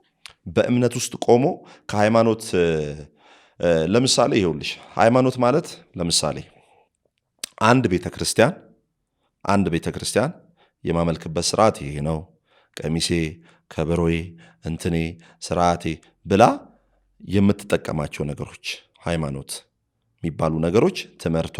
ለምሳሌ ሃይማኖት ማለት የእግዚአብሔር ኃይል የሌለበት ነው። ስለዚህ ሰው በእምነት ውስጥ ሆኖ ከሃይማኖት ውጭ መሆን ይችላል። እንዴት?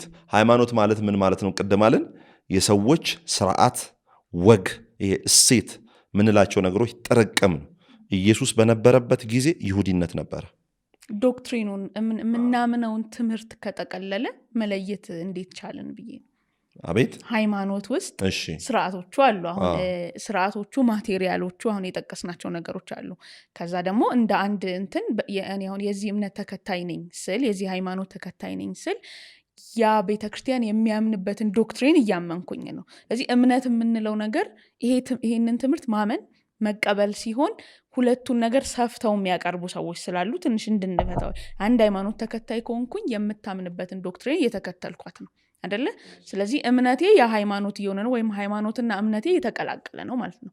ከሃይማኖት ውጭ ሆኜ እምነት ላይ እቆማለሁ ስንል ደግሞ አንዲትን ቤተክርስቲያን ቁሳቁሷን፣ ልምምዷን፣ ሰው የሰጣትን ስርዓት ያለ ዶክትሪኗ እናደርጋታለን ማለት ነው። አዎ የቅድሙን ሀሳብ ማስተካከል እፈልጋለሁ። ምንድን ነው ለምሳሌ ሪሊጅን በሌላ መልኩ ምን ብለን ማየት እንችላለን? የምናምነውን ዶክትሪን የምንፈጽምበት ወይ ብለን ማሰብ እንችላለን። ለምሳሌ ወደ ወንጌል አማኞች ስትመጪ ጨፍነን እንጸልያለን። ከዛ በኋላ ለምሳሌ የጌታ ስጋና ደም የምንወስድበት ነገሮች፣ ወዮቹ፣ ስርዓቶቹ ይለያያሉ። ኦኬ፣ ከሌላው ቤተ እምነት ማለት ነው።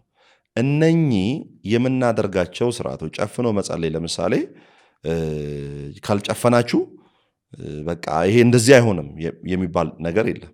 ለምሳሌ ወደ ኦርቶዶክስ ደግሞ ስትሄጂ ምንድነው አንዳንድ ሃይማኖታዊ ነክ ነገሮች ቤዚካሊ አንዳንዴ ዶክትሪኑም የሚጋፉ አሉ፣ የማይጋፉም አሉ። ስለዚህ አሁን እኔ ወንጌል አማኝ ሲሆን የወንጌል አማኝነት ካልቸር አለ። የወንጌል አማኝነትን ካልቸር አልለቀውም። ያ ማለት ግን ዶክትሪን ነው ማለት አይደለም። እምነቱ በራሱ ክርስቶስ ኢየሱስ ነው።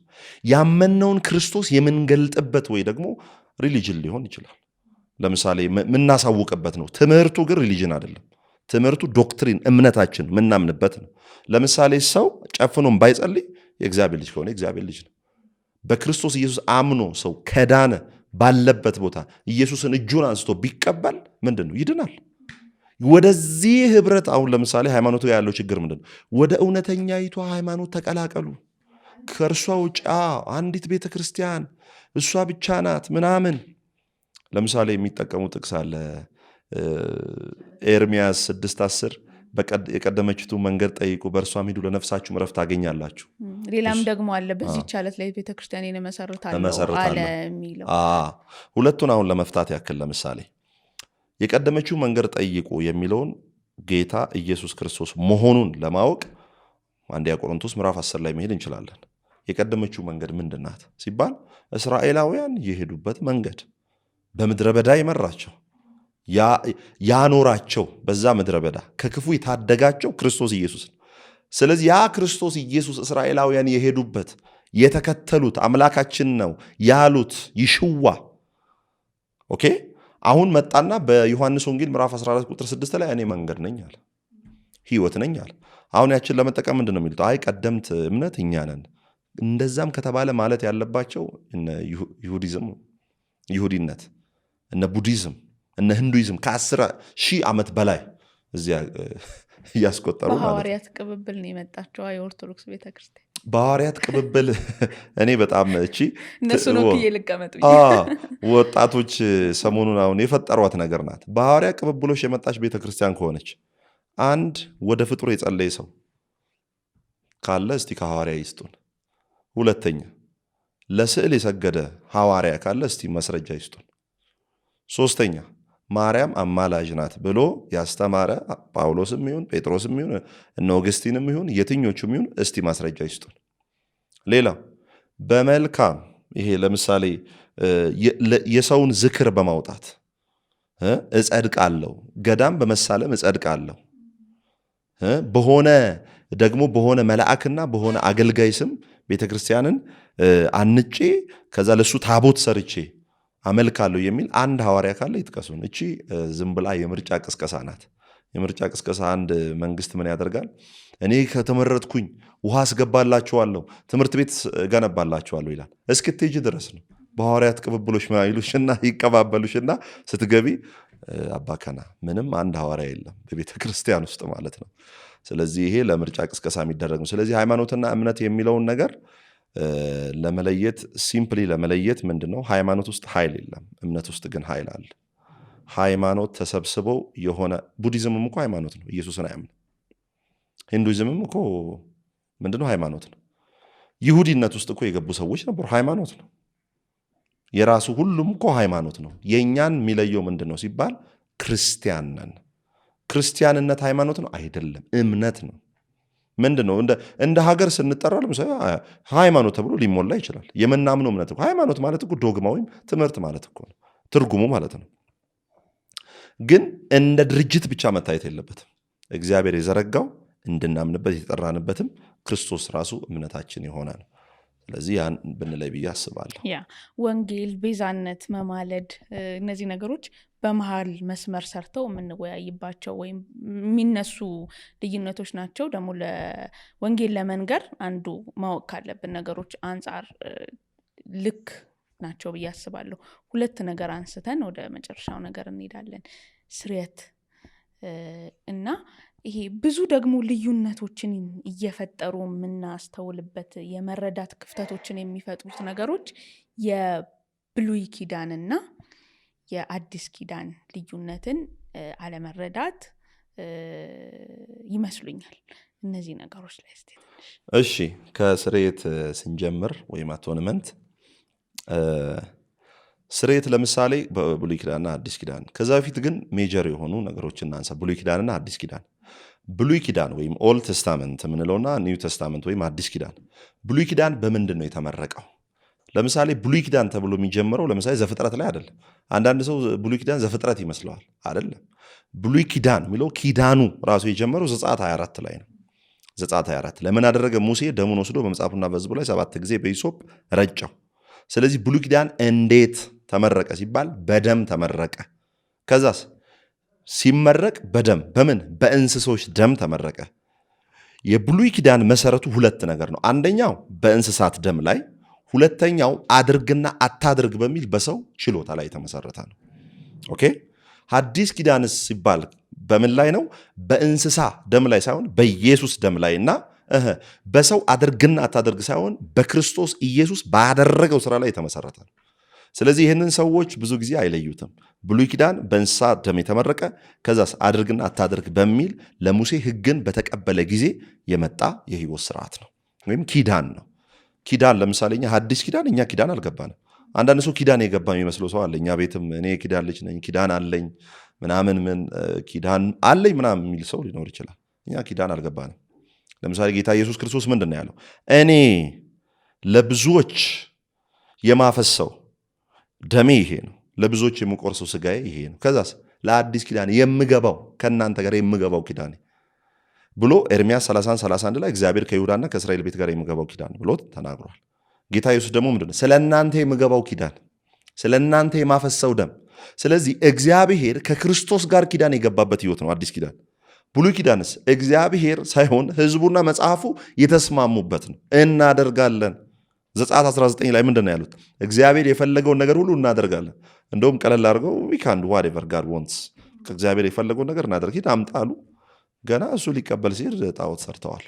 ስለዚህ ብሉይ ኪዳን በእንስሳት ደም ላይና በሰዎች አድርግና አታድርግ ላይ የተመሰረተ ነው። ሐዲስ ኪዳንስ ደግሞ ሲባል በኢየሱስ ደም የተመሰረተ፣ ኢየሱስ እኛን ወክሎ ከአብ ጋር የገባው ኪዳን ነው።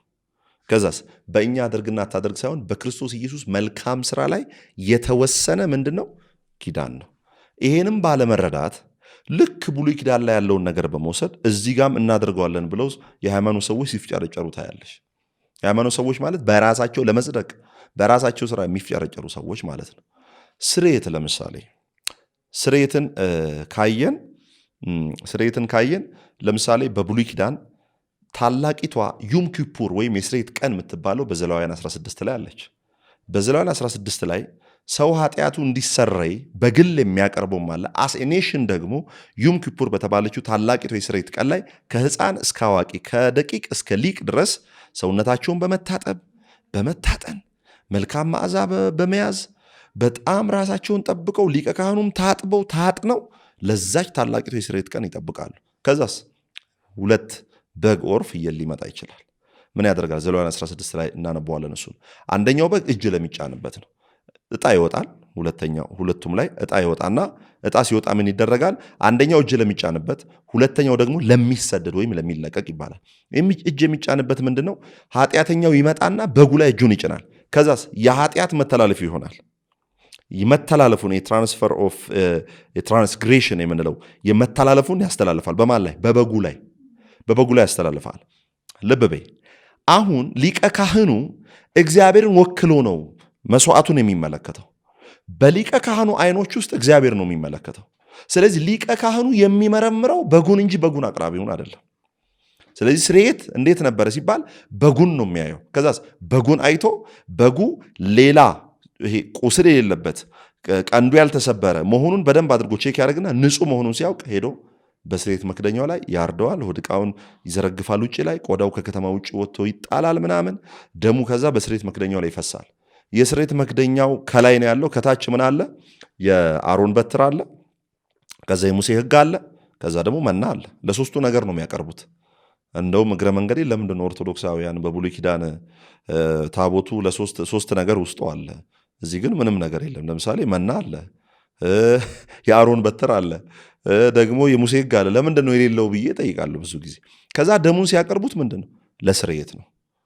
ከስርየት መክደኛው ድምፅ ሲወጣ እግዚአብሔር ለ1 ዓመት እስራኤልን ምን ያደርጋል? ተዘልሎ እንዲያርፉ ያደርጋል። ይሄን ወደ አዲስ ኪዳን እናምጣው። ልክ ጌታ ኢየሱስ ክርስቶስ ለመጠመቅ ሲመጣ ምንድን ነው ያለው ዮሐንስ? እነሆ የዓለምን ኃጢአት የሚሸፍን አላለውም። ለምን? ያ ለ1 ዓመት ነው የሚሸፍነው። ኢየሱስን ግን ከሩቅ ሲያይ ምን አለ? እነሆ የዓለምን ኃጢአት። ያ የእስራኤልን ብቻ ነበረ የብሉይ ኪዳን ስርየቱ። የአዲስ ኪዳንስ ደግሞ እነሆ የዓለምን ኃጢአት የሚያስወግድ ለአንዴና ለመጨረሻው የሚገላግል አሳራፊ ገላጋይ መሲህ ኢየሱስ ክርስቶስ የእግዚአብሔር በግ። እሱን ባየ ጊዜ ምን አደረገ? እጁን ጫነበት። ልክ ከኃጢአት መተላለፍ በግ ላይ በመጫን እንደሚተላለፍ እጁን ሲጭን የእግዚአብሔር በግ ሆኗል። ኦልሬዲ የኛ ኃጢአት በዮሐንስ በኩል በክርስቶስ ኢየሱስ ላይ ሆኗል። ኦኬ እርሱ ሲታረድ ልክ የብሉይ ኪዳኑ ደም ስርየት መክደኛው ላይ ሊቀ ካህኑ ይዞ ሲቀርብ ከስርየት መክደኛው ድምፅ ሲወጣ እስራኤል ለ1 ዓመት ያርፋል። እንደዚሁ ኢየሱስ ላይም እጅ ተጭኖ ኢየሱስ ደሙን ወደ አብ ይዞ ሲገባ ልክ በብሉይ ኪዳን ደም ከስርየት መክደኛው እንደሚወጣ በሐዲስ ኪዳንም ኢየሱስ ደሙን ይዞ ሲገባ ሐዋርያት ሥራ ምዕራፍ 2 ላይ እዛም ድምፅ ነው የወጣው። እዚህ ጋር ምን ይላል? ድንገት እንደሚነጥቅ አውሎ ንፋስ ከሰማይ ድምፅ መጣ። ኦኬ ስርየት ያ ነው። ሁለተኛው እጅ የሚጫንበት ለምሳሌ በአይሁዳውያን እጅ ጫንበትና ወጠምሻ ሰው ተመርጦ ጉልበት ያለው ሰው ተመርጦ ኦልሬዲ ከርስድ ነው የተረገመ ነው ተብሎ ያ በጎር ፍየል አውራው ወጥቶ ይጣላል። ተባዕት ማለት ነው። ወጥቶ ይጣላል። ወስዶ ሊፈጠፍጠውም ይችላል። እንዳይመለስ ነው። ልክ ኃጢአታቸው እርግማናቸው እነሱ ለቆ እንደሚወጣ አድርጎ ነው የሚያምኑት። ኢየሱስም ልክ ዮሐንስ እጁን እንደጫነበት ምንድን ነው ያደረገው? መንፈስ ወደ ምድረ በዳ መራው። የብሉይ ኪዳን በግ እንዴት ነበር የሚሆነው? አንድ ሰው ተሸክሞት ወደ ምድረ በዳ ይዞት ይሄዳል። ኢየሱስም እጁን ሲጭንበት መንፈስ ወደ ምድረ በዳ መራው። ለእኛ የተረገመ ሆነ። በምድረ በዳ ዋጋን ከፈለ። ስለ እኛ የተረገመ አለ። ባይዘው ጌታ የገላግለን ከኃጢአት ብቻ አይደለም፣ ለእንስሳ ከምናወጣው ሞጪ ጌታ ገላግሎናል። አሁን አስቢው፣ መስዋዕት እናቅርብ ቢባል ፍየል 30 ሺህ 40 ሺህ ነው። አዎ። ስለዚህ ስርየት በአጭር ቃል ለማጠቃለል በብሉይ ኪዳን ስርየት እኛ የምናቀርበው በግ፣ እኛ የምናቀርበው ፍየል፣ በሐዲስ ኪዳንስ እግዚአብሔር ያቀረበው በግ፣ በእርሱ በማመን የዳንበት የጸደቅንበት። ስለዚህ ይሄንን ስርየት እግዚአብሔር ስለ እናንተ ኢየሱስን መስቀል ላይ አውሎታል። ኖህ መርከብ ውስጥ ነበረ። መርከቡ ላይ ነው የእግዚአብሔር ቁጣ ያረፈው። የእግዚአብሔር ቁጣ መርከቡ ላይ ሲያርፍ ኖህን አያገኘውም ነበረ። ለምን? ቁጣው መርከቡ ላይ ነው ያረፈው። በመርከብ ውስጥ ስለሆነ ኖህ ዳነ፣ ተሻገረ። የእግዚአብሔር ቁጣ ልክ የኖህ መርከባችን ኢየሱስ ሆኖ መስቀል ላይ የእግዚአብሔር ቁጣ ያረፈው ኢየሱስ ላይ ነው። እኛን አልነካንም። ለምን? ኢየሱስ የኖህ መርከባችን። የኖህ መርከብ ማርያም አይደለችም፣ ኢየሱስ ክርስቶስ ነው። የእግዚአብሔር ቁጣ መርከቡ ላይ ያረፈ፣ እኛም ኖህም ዳነ፣ አለፈ። እኛም ኢየሱስ ላይ የእግዚአብሔር ቁጣ አረፈ። እኛም ደግሞ በእርሱ በማመናችን ዳንን፣ ጸድቅን። ስርየት ማለት ይሄ ነው። ድንገት ቤዛነት የግድ ማንሳት ስላለብኝ ይችን በጥቂት ደቂቃ ውስጥ ላንሳ፣ በጣም ወሳኝ ስለሆነ። ቤዛነት ኤፌሶን ምዕራፍ 1 ቁጥር 7 ኤፌሶን ምዕራፍ 1 ቁጥር 7 እንዲህ ይላል፣ በውድ ልጁም እንደ ጸጋው ባለጠግነት መጠን በደሙ የተደረገ ቤዛነታችንን አገኘን፣ እርሱም የበደላችን ስርየት። ደግሜ ያነበዋለሁ። ኤፌሶን ምዕራፍ 1 ቁጥር 7 በውድ ልጁም እንደ ጸጋው ባለጠግነት፣ ውድ ይላል። አሁን ቤዛነትን ያገኘው በውድ ልጁ ነው እያለ ነው። ከፍ እያደረገው በበግ ደም አይደለም፣ በውድ ልጁ ነው። ከዛስ እንደ ጸጋው ባለጠግነት መጠን፣ እንደኛ ልፋት መውጣት መግባት አለ፣ እንደ ባለጠግነቱ መጠን። ከዛስ በደሙ የተደረገ ቤዛነታችንን አገኘን። በማን ነው ቤዛነት የተደረገው? በክርስቶስ ኢየሱስ ደም ነው። ከዛ ምን አገኘን? ቤዛነታችንን አገኘን። ቤዛነት በምንድን ነው የሚገኘው? በደም ነው። ኦኬ፣ በደም ነው ቤዛነታችን። ስለዚህ ቤዛ ብለን የምንጠራው ኢየሱስን እንጂ ማርያምን አይደለም፣ ፍጡርን አይደለም። የቤዛነታችን ያገኘው እንዴት ነው ሲባል በደም አገኘን፣ እርሱም የበደላችን ስርየት። አሁን ቤዛነት የሚለውን ቃል ሄደን በግሪኩ ስናነብ ኤግዛጎራዞ ብሎ ያስቀምጠዋል። ኤግዛጎራዞ ማለት ምን ማለት መሰለች? ከይሄ ስሌቨሪ ማርኬት ላይ እነ ጳውሎስ የወሰዱት በዛን ጊዜ ይጠቀሙ የነበሩት ተርም ነው። ኤግዛጎራዞ ማለት ለምሳሌ የባሪያ ንግድ አለ። ለምሳሌ አንድ ባለጠጋ ይሄድና ባሪያ ይገዛል። ባሪያ ሲገዛ ለምሳሌ 1000 ዲናር ከገዛ ብዙ ነው እንደኛ። ለምሳሌ እስቲ 300 ኦር 200 ዲናር ቢገዛው፣ ኦኬ 200 ዲናር ቢገዛው ወስዶ ምን ያደርገዋል? ይጠቀምበታል። ለረጅም ጊዜ ይጠቀምበትና ከእንደገና አውጥቶ ደግሞ ይጥለዋል። በብሉይ ኪዳን ኮንቴክስት ካየን በደንብ አድርጎ ይጠቀምበትና ከ7 ዓመት በኋላ ይሰደዋል። ይሄኛው ደግሞ አሁን የሚናገረው በጳውሎስ በነበረበት ዘመን ቤዛ ምን ማለት ነው? አንድም ባሪያ አንድ ሰው ይሄድና ይገዛውና ሲገዛው ግን ከፍ ባለ ዋጋ ነው የሚገዛው ባሪያውን። ለምን? ደግሞ ባሪያ እንዳያደርጉት ማለት ነው። ሰቅሎ የመጨረሻ ዋጋ ሰቅሎ ይገዛል። ለምን? ያንን ዋጋ ማንም አፎርድ አድርጎ ከእንደገና ያንን ባሪያ ገዝቶ ማርኬት ውስጥ ወይም ገበያ ውስጥ ከእንደገና ባሪያ እንዳያደርገው ገዝቶ ነው ነፃ የሚያወጣው። ሊጠቀምበት አይደለም የሚገዛው። ያ ማለት ይሄ በጣም ሊያስለፋው ሊጨቁነው አይደለም የሚገዛው። ከባርነት ነፃ ሊያወጣው ነው። ያንን ነው ቤዛነት የሚለውን ኤግዛጎራዞ የሚለው የሚጠቀመው። ስለዚህ እግዚአብሔር አሁን ማንም ዳግመኛ ለዓለም እንዳያደርገን፣ ማንም ዳግመኛ ለኃጢአት እንዳይገዛን በከበረው በልጁ በክርስቶስ ኢየሱስ ደም ነው ይገዛን። ማንም ዳግመኛ አንቺና እኔን መግዛት አይችልም። ለምን አይችለውም? ዋጋው ከፍ ብሏል። ምንድን ነው ሲባል በውድ ልጁ፣ ከዛ በደሙ። ስለዚህ እኔን በገንዘብ ማንም መለወጥ ከእንደገና ባሪያ ማድረግ አይችልም። ስለዚህ ተቤዠኝ ስል በክርስቶስ ኢየሱስ ደም ነው የተቤዠኝ። ኦኬ ኤግዛጎራዞ ማለት ነፃ ከፍሎ የራስ የሆነ ነገር ነፃ ማውጣት። ሁለተኛው ማሰብ ያለብን ቤዛ መሆን የሚችለው ነፃ የሆነ ሰው ብቻ ነው። ነፃ የሆነ አካል ነው። ለምሳሌ ሙሴን እንመልከት፣ ኢየሱስን እንመልከት። ሙሴ ለእስራኤል ቤዛ ነው ተብሏል። ለምንድን ነው ቤዛ የተባለበት ምክንያት? ከፈርዖን አገዛዝ ስር አልነበረም። ስለዚህ እስራኤልን መቤዠት ይችላል። ማን? ለዛውም እግዚአብሔር አቅም ሰጥቶት ማለት ነው። አሁንም ለእኛ ቤዛ መሆን የሚችለው ከኃጢአት ውጭ የሆነ ነው።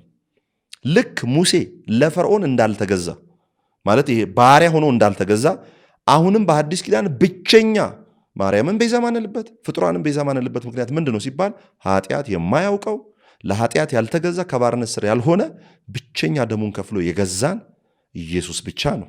ብቻውን ሞቷል መስቀል ላይ፣ ብቻውን መድረክ ላይ ይሰበካል። ይገባዋል ዝማሬም የተባለበት ታርዳሃልና የተባለው ለምንድን ነው ኢየሱስ ብቻ የሚሰበከው? ብቻውን ስለሞተ። የተሰቀለውን ነው የምንሰብከው አለ ጳውሎስ። ስለዚህ ያልተሰቀለ አይሰበክም።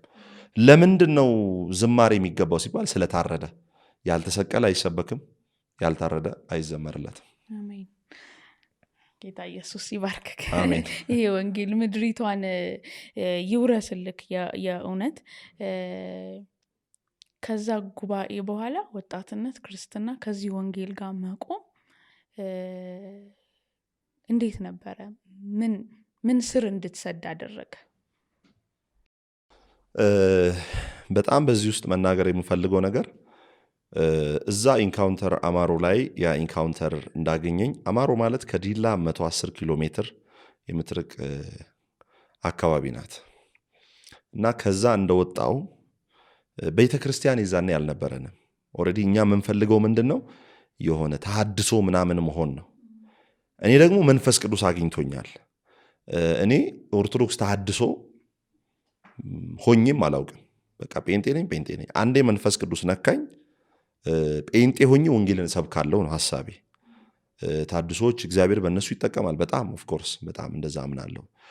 ግን ከኦርቶዶክስ እንደመጣው ማርፍበት ቸርች በጣም ያሰጋኝ ነበር። ምክንያቱም ልሳን የሚባለው ነገር ያስፈራኛል። ሰዎች ይጮሃሉ። እኛ ቀስ ብለን ይኸውልሽ ከግራ ነው የምንጀምረው ወደ ቀኝ ሽብሸባ። ከሲኦል ይላል ወደ ገነት ያመጣህን ሽብሸባው ራሱ ነጠላ መልበስ ነው ምናምን ብዙ ነገር፣ ኪቦርድ ነው፣ ፍራቻ ነበሩ።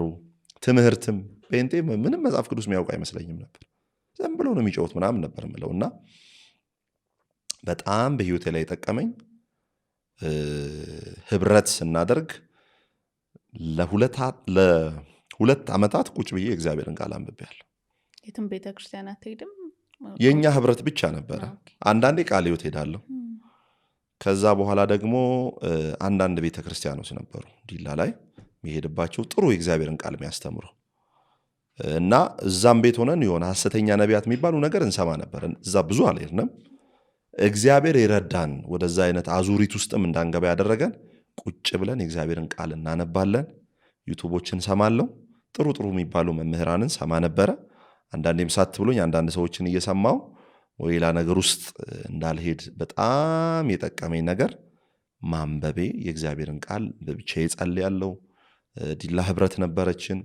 በዛ ህብረት ውስጥ እኛንን እግዚአብሔርን ቃል የምንከፋፈለው ማንበብ፣ በጤናማ ቤተክርስቲያን መያዝ፣ እነኚህ ነገሮች በጣም ወሳኝ ናቸው። ለምሳሌ ለወጣቶች በዚህ ማስተላልፈው ወይም ወደ ጌታ በቅርብ ለሚመጡ ሰዎች ማስተላለፍ የሚፈልገው መልእክት የምታውቁትን ሰው እንድትከተሉ፣ ጤናማ ትምህርት ያለውን ህይወቱን የምታውቁትን እግዚአብሔር የሚፈራበት ቤተክርስቲያን፣ ለሰፈራችሁ ቅርብ የሆነ ሳይሆን ለቃሉ ቅርብ የሆነ ቤተክርስቲያን እንድትካፈሉ፣ ስታመልኩ እግዚአብሔር የሚፈራበት፣ ትዳር የሚከበርበት፣ ሰርቶ ማግኘት የሚነገርበት፣ ሌብነት፣ ሌሎች ነገሮች የሌሉበት፣ ኢየሱስ ብቻ ከፍ ብሎ የሚደምቅበት ቤተክርስቲያን፣ በህይወትም ጭምር የሚሰብካችሁን ፓስተር ወደ እነዛ ቤተክርስቲያን እንድትሄዱ፣ አንድ ሰው ወደማይሰበክበት ራሱ ማይጎላበት ቤተክርስቲያን እንድትሄዱ ብዬ አሳስባለሁ። ይሄ ነው በህይወቴ ላይ በጣም የጠቀመኝ ወርድ ኦፍ ጋድ፣ የእግዚአብሔርን ቃል ተግቶ ማንበብ፣ መጸለይ፣ ጤናማ ከሆኑ ቅዱሳን ጋር ህብረት ማድረግ አሁን ላለሁበት ደረጃ በጣም የረዳኝ እሱ ነው ብዬ አምናለሁ። እግዚአብሔር ይመስገን። እንዶችን ሳልጠይቅህ በእርግጥ ተባብለናል ከግል ህይወት ባለፈ ወንጌል ላይ ትኩረት እንድናደርግ በተባባልነው መሰረት ብዙ ወንጌልን ነው የተጨዋወትነው። እንደው ግን በቀጣይ ምን እያደረገ ነው፣ የት እያገለገለ ነው፣ እንዴት ነው ሚል ትውልድ ስለሚኖር እግዚአብሔር እንደዚህ ረዳህ፣ እንደዚህ ከወንጌል ጋር ቆምክ፣ ቀጠልክ፣ እንዴት ምን እያገለገልክ ነው፣ በምን ነገር ውስጥ ነው ያለው? እኔ አሁን ወንጌልን እያገለገልኩ ነው። ግን አብሬ ሳላነሳ እንደው ሊቆጨኝ የሚችለው ነገር ምንድን ነው? ወንጌል ቅድም እንዳልኩሽ ትንበያ አይደለም። ወንጌል የተፈጸመ ዜና ነው። ለምሳሌ ዜናና ትንበያ ይለያያል አይደለ? ነገ 6 ሰዓት ዝናብ ይዘንባል ቢባል ምንድን ነው? ይሄ ትንበያ ነው። አልዘነበም፣ ገና ላይዘንብም ይችላል። አንዳንዴ ፀሐይ ይሆናል ተብሎ ከባድ ዶፍም ዝናብ ሊሆን ይችላል። ይሄ ትንበያ ነው። ወንጌል ግን ዜና ነው። ጠቅላይ ሚኒስትሩ ትላንት ይህንን ፋብሪካ አስመረቁ፣ ተመርቆ ዜና ነው፣ የተፈጸመ ነው። ስለዚህ የማገለግለው የተፈጸመውን ነው።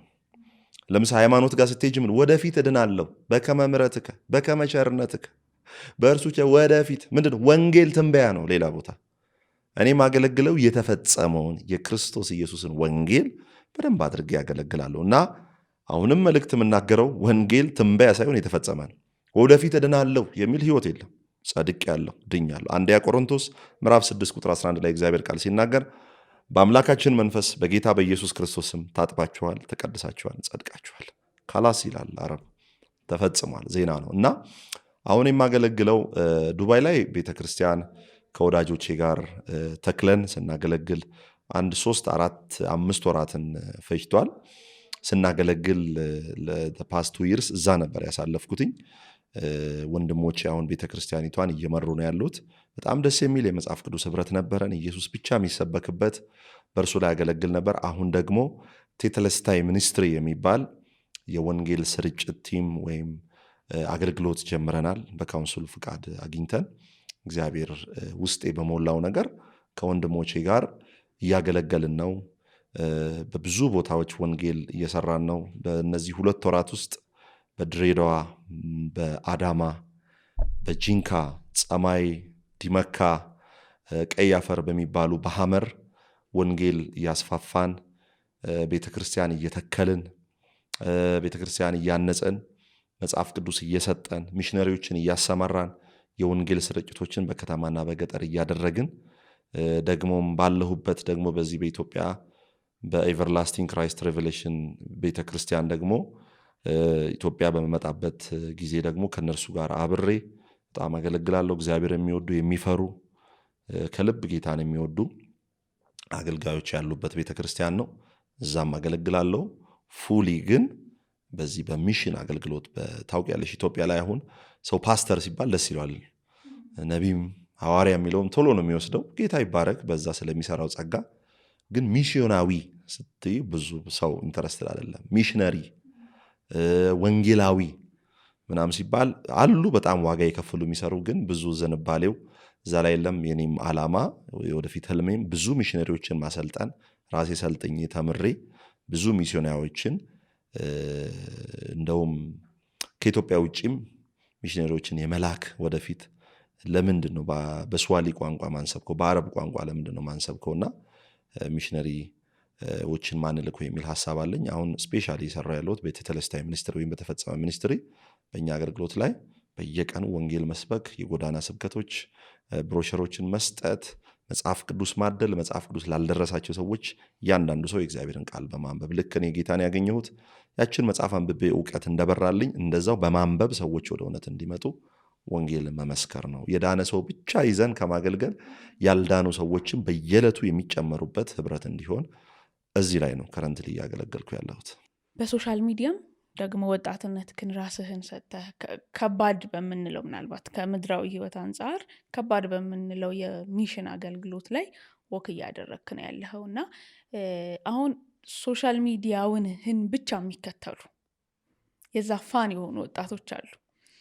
የሆነ ገድልን የሆነ ድርሳንን ወይ የሆነ አንድ የኦርቶዶክስ ቤተክርስቲያን ኤክስፒሪየንስን አንስቶ የቲክቶክ እንትን አለች ሰቅሎ ማንሳት፣ መግለጥ፣ ማጋለጥ፣ ማጥላላት እዛ ድረስ የሆኑ በጣም ብዙ እንትኖች አሉ። አሁን አንተ በሱ መንገድ መተህ ወንጌል መስበኩ ለኢየሱስ ጋር መታል። ያንን ብቻ ወጥሮ የያዘ ትውልድ አለ። ሶሻል ሚዲያውም ወደዛ አጋድሏል። እና ኢየሱስ አይበልጥም ወይ? ኢየሱስ አይሸፍንም ወይ? እነዛን ነገሮች ላይ መቆየትና መደጋገማችን ምናልባት እኛን ቫይራል ከማውጣትና የግል ጥቅም ካልሆነ መስተቀር ወንጌል ጋር ጥቅም አለው ወይ? ወይም ደግሞ የምታየው ነገር ወደዛ አላጋደለብህም? ይችን ባላንስ አድርግልና እንጨርሳለን። እሺ፣ አሁን መናገር የምፈልገው ነገር አንድ ነገር ነው። ማጋለጥ፣ እነኚህ የስተት አስተምሮችን ማጋለጥ መጽሐፍ ቅዱሳዊ ነው። የገላትያ ቤተክርስቲያንን ካየን ጳውሎስ በጸጋ መዳንን ሰብኳቸው ከሄደ በኋላ አይ መገረዝ አለባቸው የሚል የይሁዲነት ትምህርት መጥቷል። ሲመለስ ለይሁዲነት ትምህርት የማያዳግም ምላሽ ነው የሰጠው። ለዛውም በኃይለ ቃል ምንድን ያለው? እናንተ የማታስተውሉ የገላትያ ሰዎች ክርስቶስ ኢየሱስ በፊታቸው እንደተሰቀለ ሆኖ እንዳታዩት ለእውነትም እንዳትታዘዙ አዚም ያደረገባችሁ ማለት። ስለዚህ አዚም ሆኖባቸዋል የስተት ትምህርት። ኢየሱስ ማለት ጳውሎስ ከሰበከ በኋላ እግሩን ተከታትለው አይ መገረዝም አለባቸው የሚል የሃይማኖት ትምህርት መጥቶ ነበር። ከልት የሆነ ትምህርት፣ ሄሬሲ ነው። ለዚህ ደግሞ ስተት ትምህርት ጳውሎስ ምን አድርጓል? መካቴ እምነትን ሰጥቷል። በጸጋ ነው የዳናችሁት፣ ልዩ ወንጌል ገብቷል በመካከላችሁ፣ ኢየሱስ ሲደመር ምንም ነገር ይሆናል ሁሉም ነገር የሚል ስብከት ነው። ኢየሱስ በቂ ነው፣ ከበቂ በላይ ነው የሚል የስተቱንም አስተምሮ አጋልጦ የማያዳግም ምላሽ ሰጥቶ ይኸው ለስተት አስተምሮ የተሰጠ ዶክትሪናል የሆነው ነገሮችንም የያዘም ትምህርት ተሰጥቶ እያነበብን ያለ ነው። ቆሮንቶስ ላይ ደግሞ ስትመለከች የባህሪ ክፍተት ስላየ ይሄ ጸጋ ስጦታ አጠቃቀምን ደግሞ አይቶም የሰጠው መልእክት አለ። ወደ ዮሐንስ መልእክት ስንመጣ ደግሞ ለኖስቲዝም ሰዎች የተሰጠ ኃጢአት የለም፣ በስጋችን ምንም ብናደርግ ምንም ችግር የለውም፣ መንፈሳዊ ዓለምን አክሰስ ማድረግ አንችልም፣ እዛ የሆነ ሱፐርናቹራል ጋድ አለ ብሎ ብዙ ሰፊ ነው። ለእነሱ የተሰጠ መልስ ነው። ኖ ኃጢአት አለ፣ መንፈሳዊ ዓለምም አለ ብሎ ዮሐንስ የሰጠበት መልስ ነው። ስለዚህ እነኚህ ድርሳናት፣ ገድላት፣ ተአምራት ሰዎች ወደ ወንጌል እውነት ፈቀቅ እንዳይሉ መንገድ ላይ ያቆማቸው ነው። አንድ ኦርቶዶክሳዊ መጽሐፍ ቅዱስ ከሚይዝ መዝገበ ጸሎት ቢይዝ ደስ ይለዋል። መጽሐፍ ቅዱስ ከሚይዝ የዘወትር ጸሎት ወይም ውዳሴ ማርያምን ይዞ ቢጸልይ ደስ ይለዋል። ለምን? የተነገረን ከመጽሐፍ ቅዱስ ውጪ መዳንን እናገኝባቸዋለን ተብሎ የተጻፉ መጽሐፍት አሉ። ለምሳሌ ተአምራቶች ውስጥ አለ። ቤተክርስቲያንን ሄዶ በማስቀደስም ሊሆን ይችላል። ያን ቤተክርስቲያን ገዳም በመርገጥ 7 ትውልዱ ይዝናል ብለን ቅድም ያነሳ ናቸው። ከመጽሐፉ ውጪ መዳኛ መንገድ አለ ብሎ ያስቀመጧቸው ነገሮች አሉ። ስለዚህ አሁን እኛ መጽሐፍ ቅዱሱ ያስቀመጠው በእምነት ብቻ ነው። እነርሱ ደግሞ ያስቀመጡ እምነት ሲደመር ስራ ነው።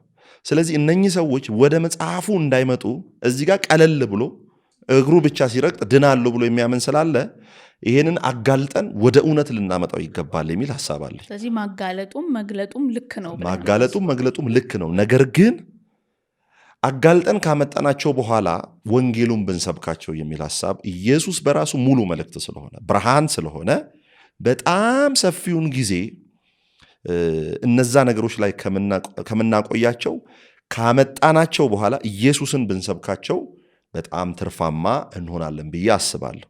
ያ ማለት ማጋለጥ አይጠቅምም እያልኩ አይደለም። 30%ቱን ማጋለጥ ብንሰራ 70%ቱ ደግሞ ወንጌልን በመስበክ ኢየሱስ ራሱን የቻለ መልእክት ስለሆነ፣ ለምሳሌ ተአምራትና ገድላትን ብዬ አይደለም እኔ የመጣሁት። ለምሳሌ የዘላለም ሕይወትን የሚሰጠኝ ሰው ያን መንገዱ የሚነግረኝ ሰው አጥቼ ነው የመጣሁት። አንዱ ደግሞ በገድል ደግሞ ሲጋለጥም ደግሞ ዋው ብሎ የሚመጣም ይኖራል። ገደሉንም ድርሳኑንም ደግሞ ሳያውቅ ሳይሰማ አልቀበልም እኔ ገድልና ድርሳንን እኮ ብሎ የሚኖር እኮ ኦርቶዶክስ አለ። ባይዘው አሁን ቲክቶክ ላይ ያሉ ወጣቶችም ገድልና ድርሳን መከራከሪያ አይደሉም እያሉ እኛ መከራከሪያ ናቸው የምንለው ለምንድን ነው? ዶግማ አላቸው። ስለ ቁርባን ይናገራሉ፣ ስለ ጥምቀት ይናገራሉ እያለን ነው። አሁን እነኚህም ማያውቅ ሰው ደግሞ እዚህ ጋር ሲመጣ ምንድን ነው የምናደርገው? ገድሉን ትተን ባይብሉን ነው የምንነግረው፣ እውነቱን ኢየሱስን ነው የምንነግረው። ስለዚህ ለምሳሌ ቅጣት የለም ብለሽ የጠራሽው ሰው ቅጣት እንደሌለ ሲያውቅ ጥሎ ይሄዳል። በነጠላ የጠራሽው ሰው ነጠላ ያወለቅሽለት ተመልሶ ይሄዳል። በገድል የጠራነው ሰው ገድሉ ትክክል አይደለም ግን መጽሐፍ ቅዱስን ብቻ ነው የምቀበለው ብሎ ኦርቶዶክስ ሊመለስ ይችላል። ግንስ መጽሐፍ ቅዱሱን አስተምረን ዋው መጽሐፍ ቅዱስ ላይ ያለው እውነት ነው፣ እኛ ጋር ግን እውነት የለም ብሎ የሚተከል ሰው ደግሞ ይበልጣል ብዬ አስባለሁ። ስለዚህ በጣም ገድል ላይ ድርሳናት ላይ በጣም ወንድሞቼ አሉ፣ በጣም በጥልቀት የሚሰሩ በእውቀት የሚሰሩ ወንጌልንም እርግጥ አድርጎ የሚሰብኩ ሚዲያም ላይ የሚሰብኩ በጣም የተወደዱ ወንድሞቼ አሉ። እነሱም አሉ። ሌሎቹ ደግሞ ገድል ቀላል ነው። አሁን ታውቂያለሽ የሆነ ተአምር ትገዢና ይሄ ስህተት እንዲህ ነው የሚለው ብሎ ሁሌ እሱን ብቻ ማውራት ብዙ ጠቃሚ ነው ብዬ አላስብም። እሱን ካወራን በኋላ ወንጌልን ደግሞ እኔም ወንድሞቼ ሚዲያ ላይ እንደሚያገለግሉ የተወደዱ ወንድሞች እንደነዛ ብናገለግል አሁን በቃ እጃችንን እንዲያርገን እኛ ስላገለገልን በቃ ኦርቶዶክስን ለማጠልሸት ብቻ የሚደረጉ ነገሮችን ፈጽሜ ይቃወማለሁ።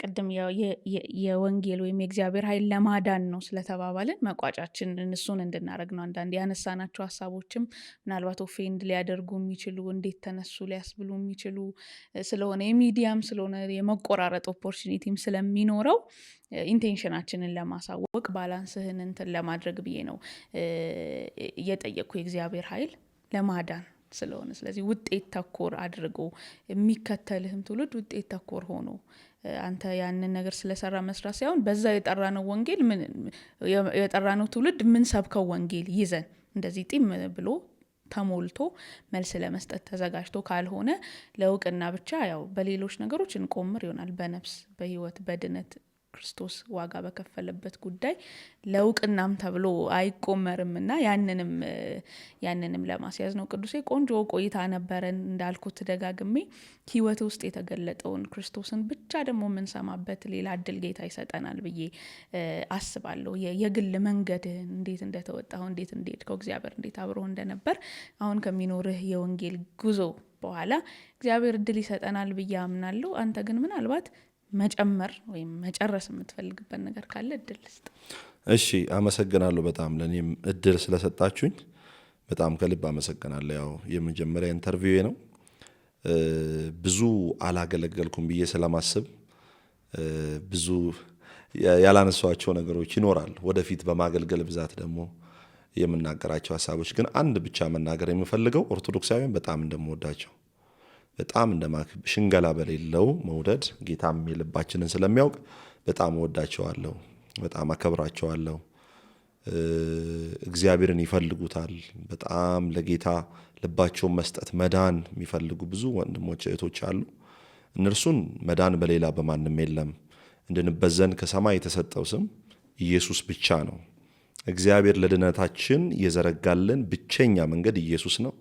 ኢየሱስ ክርስቶስን እንደ ግል አዳኛችሁ አድርጋችሁ በመቀበል ወደ ህይወት እንድትመጡ ከኛ ጋር ህብረት እንድታደርጉ ለምናለሁ። ሁለተኛው ለኛ ለወንጌል አማኞች ወንጌልን በቃል ብቻ ሳይሆን በህይወትም እንድንሰብክ አሳስባለሁ። ብዙ ሰዎች አሁን ወደ ጌታ ቤት እንዳይመጡ የሚያደርጉ ብዙ ልምምዶች አሉ። በጣም የሐሰተኛ ነቢያት ልምምድ አለ።